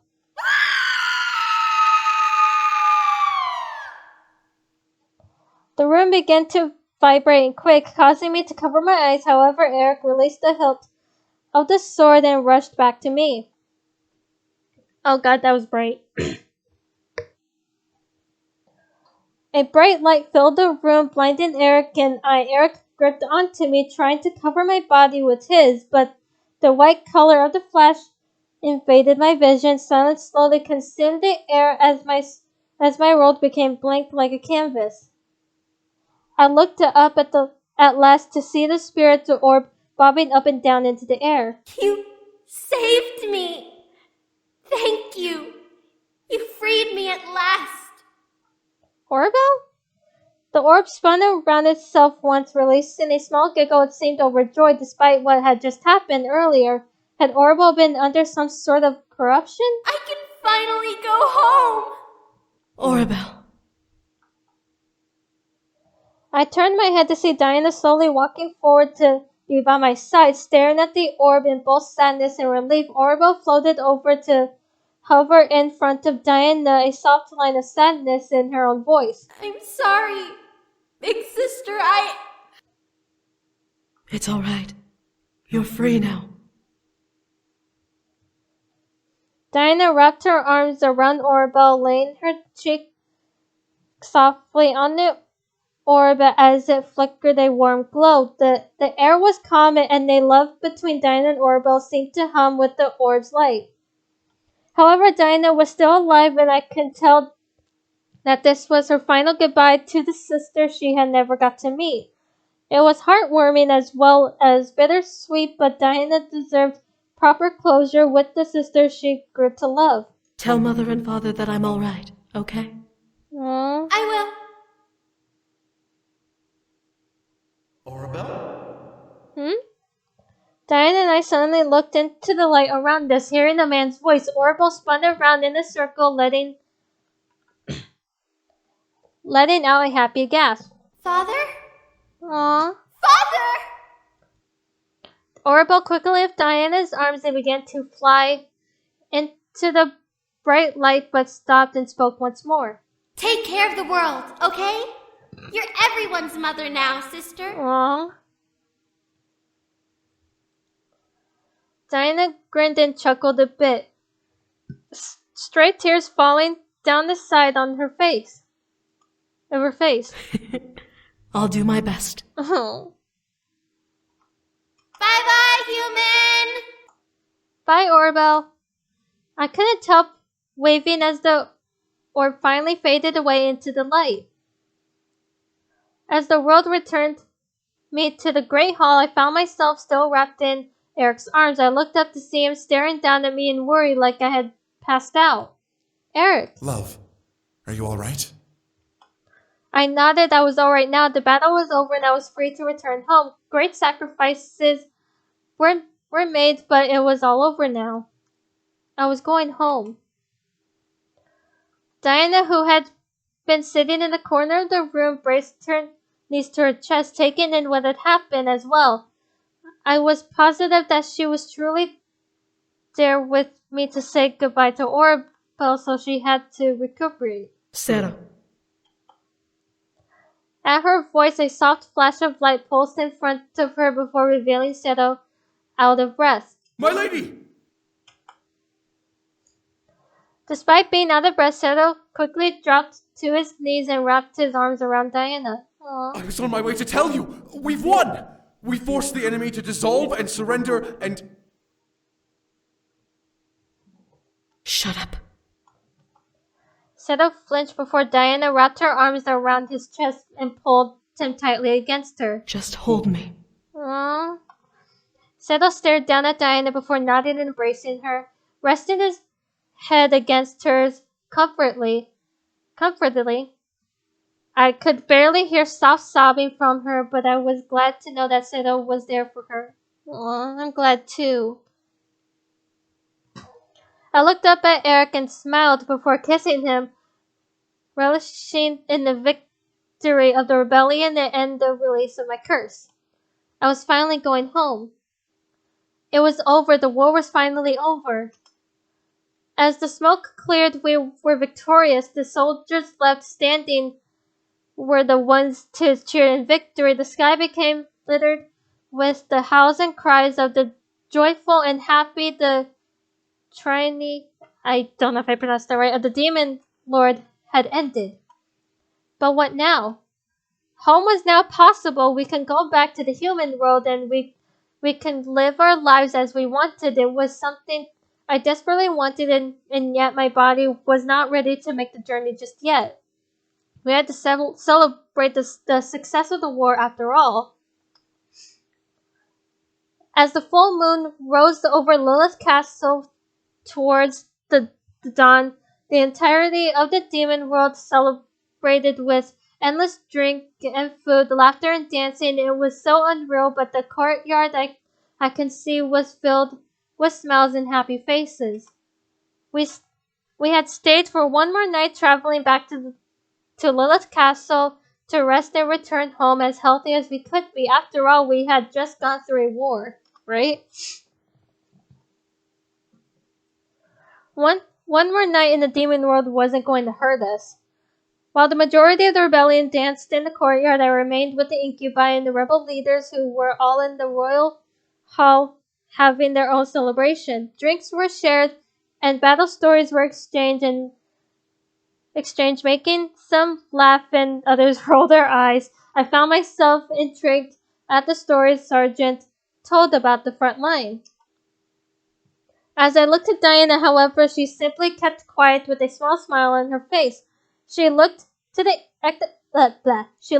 Incubi and the rebel leaders in silence before walking away from the little party we had. As if she knew I was staring at her, Diana looked over at me and slightly gestured with her head to follow her.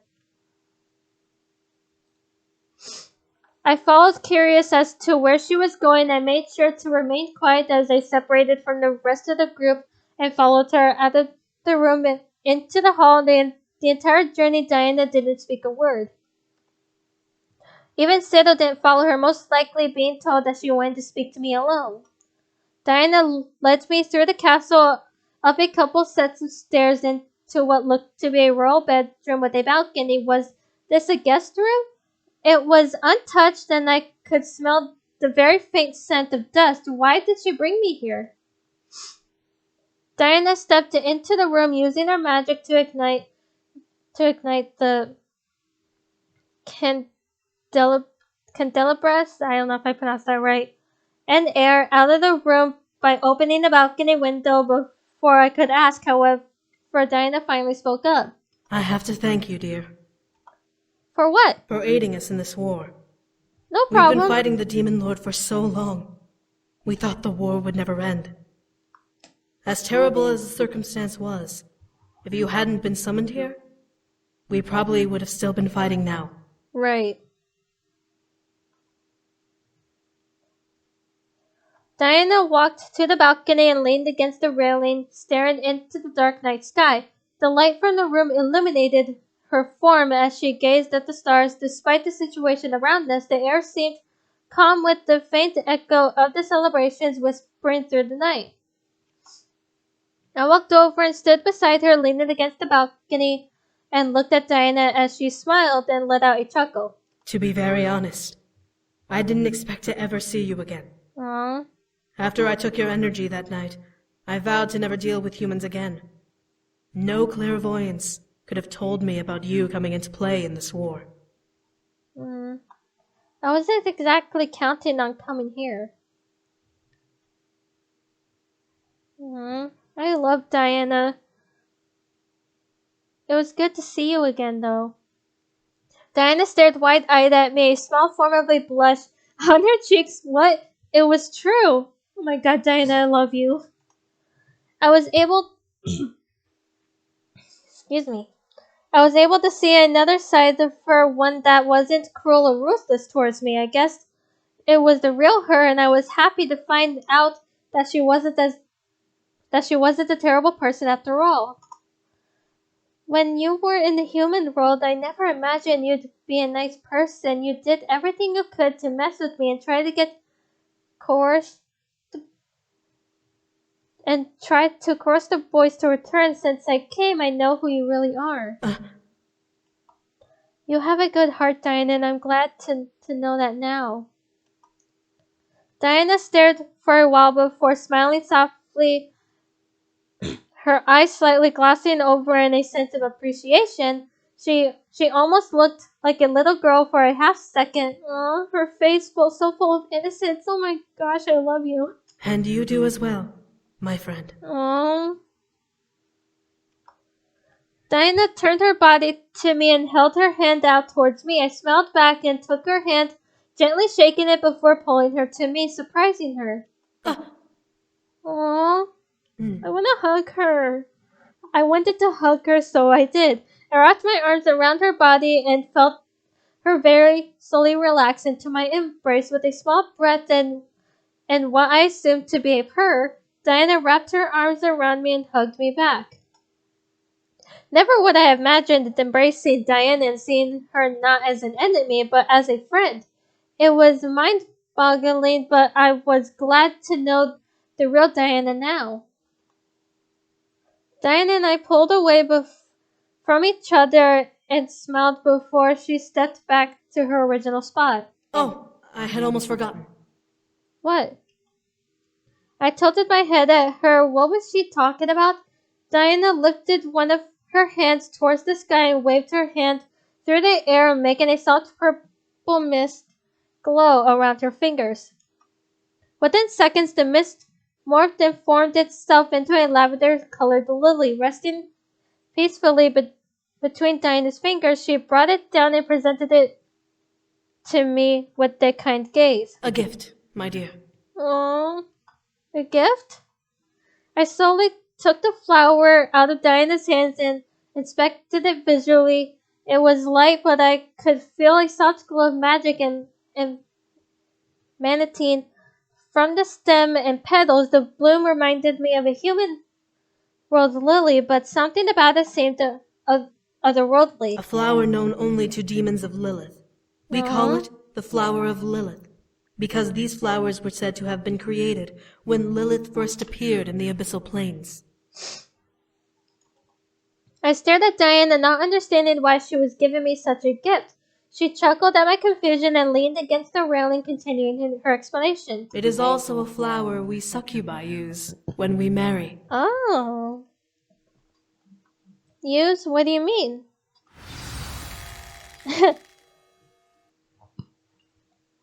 Diana chuckled again before she gently took the flower from my hands and tucked it behind my ear. As it settled against my ear, I felt mist circle my head and form into a flower crown of lavender lilies. The way Diana looked at me made me feel like I was in my bridal wear already. A human you may be, but Lilith would have been proud to see you marrying one of her own. These flowers represent her blessing, and may only crown the worthy. I felt a blush run across my cheeks. This was a blessing. I slowly reached up and ran my fingers along the flower crown, adorning my head, feeling the soft petals against my fingertips. They were almost pulsing with energy. I felt both flattered and honored that a simple flower felt that I was worthy enough to crown my head. Diana let out a sigh and looked back to the sky, making me do the same. One would have expected the sky to be full of smoke or smell of a war's aftermath, but the sky was clear and fresh air drifted through my nose as I inhaled. It was indeed another world, and tonight was my last night in it. I guess this will be my last night, won't it? I turned my head to Diana in confusion. She didn't look to me and continued to smile at the sky. What was she talking about? In Diana's hand formed a small goblet containing a dark liquid I assumed to be wine. She placed the goblet towards me on the balcony without looking and waited. She avoided looking towards me as she waited for something to happen. What was she? I then felt a small weight in my pocket and memories flooded back in my mind. I stared at Diana in shock when I realized what she was doing. She knew, and she was willing to take it.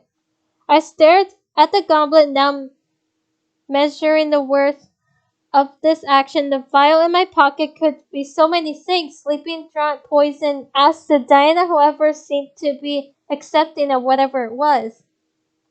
I became suddenly conflicted. Did I want to do this to her? I remembered the promise I had made, but I couldn't go through with it. Diana was my friend now, and she had done so much for me in this world. She didn't deserve whatever the vial had in store for her. I took the goblet and cleared my throat, finally getting Diana to turn her head and look at me. It can't be your last night. You have a world to rule. One drink isn't going to kill you. Diana stared at me, a look of pure confusion on her face, before she looked to the goblet in my hand. Seeing it remain pure, I smiled, and as she watched me lift the goblet to my lips and drink from it. In instinct, Diana reached for me in a panic, but I snapped away from her, holding the goblet away. Hey, you gave it to me! But it... Diana!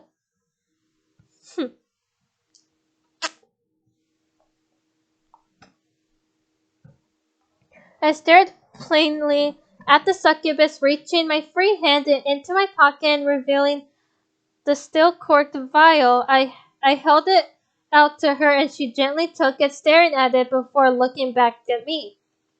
You deserve to rule this world. Anyone who says otherwise is an idiot. Diana's eyes began to water as her face became red, and her lips began to tremble. Did she really expect me to use the vial? She held the vial tightly and covered her eyes, most likely not wanting me to see her cry. I felt incredibly sorry for her, seeing her weep silently. She was a target, and she expected her death to come around because of her standing as queen of the rebellion. What will Diana do when she officially takes the crown of the entire demon world? I waited as Diana rubbed her eyes and cleared her throat, now finished with her personal breakdown. She looked at me and smiled just slightly. Well, I guess one drink won't hurt me, huh? She twisted her free hand through the air and formed a second goblet filled with the same liquid that was in my cup and raised it towards me. I smiled and clicked my goblet against hers. Thank you, my dear. You're welcome. Oh, hang on.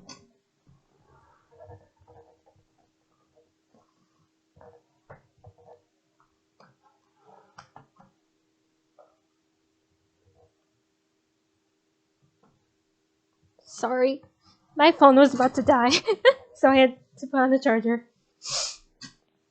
To the new queen of the Abyssal Plains, long may she reign. We simultaneously, I don't know if I pronounced that right, sipped our drinks and let the words ring between us. It was a worthy toast, and Diana deserved it. She would be the new queen of the demon world. Well, you did it! Congratulations! You've made it to the end of your story. I have to say, I am very surprised at how it turned out. Nevertheless, I'm glad things worked out in the end, whether it was for the better or otherwise. I mean, Who would have thought that Diana's own sister was the one that brought you to the demon world? Right. It's a small universe, isn't it? However, your love came through in the end. With your strength, Erik was finally able to defeat Orabelle and send her to the afterlife, where she belonged. Anyways, you've been through a lot, so why don't we skip to... Huh? You want to know what happened after the war? Well, I mean, I guess I could tell you. After the war was finished, the entire rebellion celebrated. Word spread far and wide about the rebellion's success, and soon every kingdom in the Abyssal Plains had become united with the new authority. You would think demons would be more hostile towards each other, being demons and all, but the threat of the Demon Lord was what brought the entire world together. The entire world united under one banner, the Lilith Crest. Diana became the sovereign of the entire plane, accepted and loved by practically everyone because of her devotion to the world and her bravery in the war. Sero, as devoted as ever, remained by her side as her loyal bodyguard. And hopefully future boyfriend. Diana became one of the most beloved rulers in all of Demon World history. Her natural heart of gold led her to lead the world to a prosperous future, one filled with peace and happiness. Aww. However, she had a long list of words to say against the rebel leaders. You did give her the vial of poison, after all. While Diana had a heart of gold, she wasn't at all forgiving of what they had attempted to do to her through you. She made them choose between death or banishment from the Central Council. Faye, Sergeant, and Rabbit chose banishment. Shadow chose death. And I believe that is everything that happened after... well, except for your story, anyway. Erik and you returned home, and since everything was taken care of before he found you, you got ready for the actual wedding. Huh? How do I know? Well, I have my ways. Maybe you should check it out. Sorry. Now that I was hindered by a spirit I couldn't control, I was able to finally move on and say yes to Erik with every ounce of my heart. In our wedding vows, my entire being became light as I watched his expression melt into endless joy at my vows to him. Our kiss was as magical as a fairy tale prince and princess kiss, glowing in positive and hopeful energy as the people who watched cheered in congratulations. I could go on and on about the wedding and the honeymoon, but honestly, after the war, I was more concerned of living my life afterwards. Our lives escalated to new heights after we officially became husband and wife. Erik started to chain of suit shops and had become a very powerful man in the fashion business industry. It was rather hilarious to see him square up James every fitting he needed with a smirk of equal standing to his once upper-tier brother. As for me, I began to go through my own success in life, dedicating myself to becoming exactly what I wanted to be.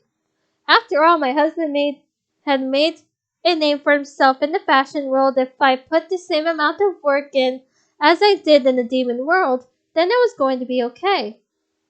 However, there was never a day that went by that I didn't think about what was happening in Abyssal Plains. It was a heavy chapter of my life, one that tested the love between me and Erik. To think that I was under the influence of a child who needed to be set free still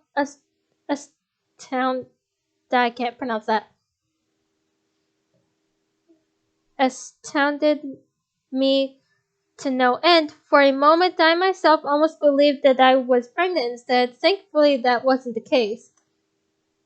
Still, I was confident that we would get through it and stay together no matter what came our way. Demon, devil, spirit, it didn't matter to us. We were unstoppable together. The faint memory of my own power slightly tingled through me every time I grew confident, eagerly reminding me that I had strength of my own, I would never let anyone come between me and Erik ever again. The thoughts of it all echoed in my mind as I sat in bed looking up at the ceiling with a wide smile on my face. Despite the dangers being real, the war was an adventure fun to look back upon in my memories. I took in a breath and let out a sigh, leaning back against the bedpost and closing my eyes. I was at peace and everything was all right. Princess? Hey. I opened my eyes at the sound of my pet name, looking up to see Erik at the door smiling at me and holding a plate of food. Unlike the demon world, this world had the makings of pastries, eggs, bacon, and sausage, and other delicious concoctions made for the early morning.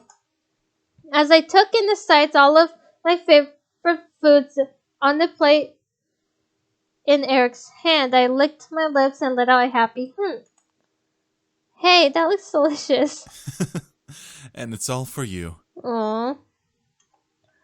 I was squealing eternally, feeling a bit spoiled at the treatment he was giving me. As he walked over and sat on the edge of the bed, Erik handed me the plate and watched as I accepted it and took a bite of what he offered, groaning at the amazing taste. With a smile, I took some of it onto the fork that was on my plate and offered it to Erik, seeing him stare at me with a slight surprise before smiling and taking a bite, licking his lips after. Thank you, Erik. You spoil me. Anything for you, my sweet princess. Aww. I giggled at the name, nuzzling Erik's hand as it came up to caress my cheek lovingly. His hands were always so soft and warm, perfect to hold me and make me feel loved and safe. I opened an eye to look up at him cutely, seeing him blush with a smile of his own. I would happily do anything for you. Anything? Anything. Just name it. I cupped his hand and gently placed a kiss over his palm, feeling him stare in surprise at the gesture. I could almost hear the blush on his face intensifying before I even looked back at him to confirm it. He was red as an apple, perfect. I giggled again and nuzzled his hand, almost laying my head on it.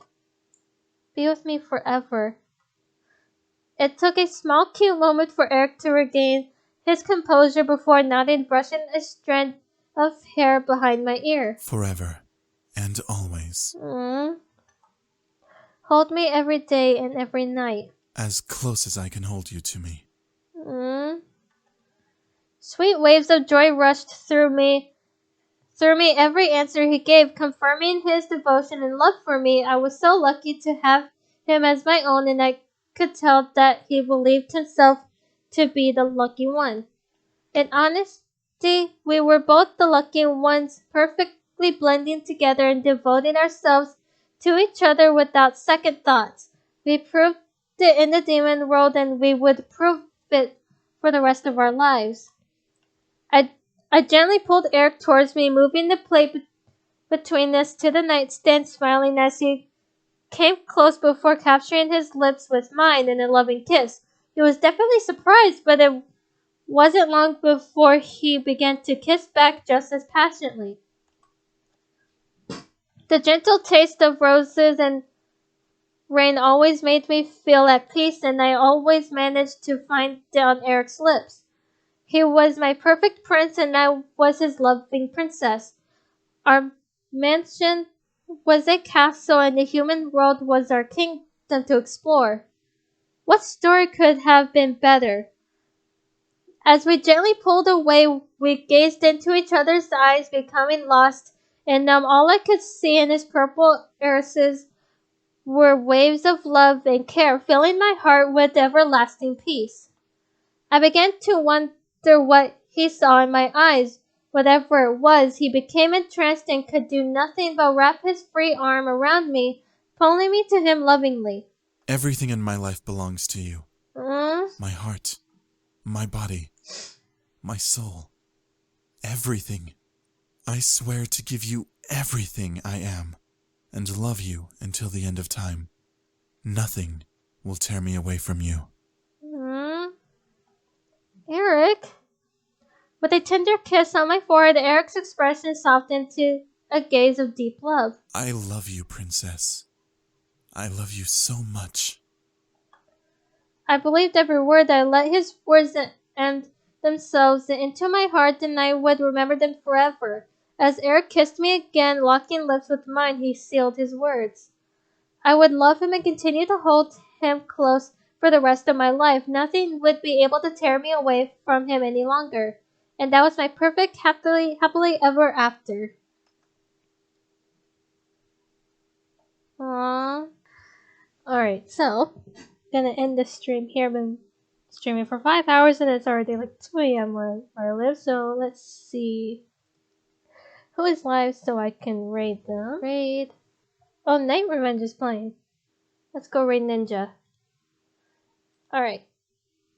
I'm gonna go raid Ninja. Sorry I've been gone for so long. I was kind of on vacation and after I came back I kind of got sick, so I took a break for a week. So I hope that you all have enjoyed, and I will see you guys in my next stream, which will be maybe Tuesday. Bye!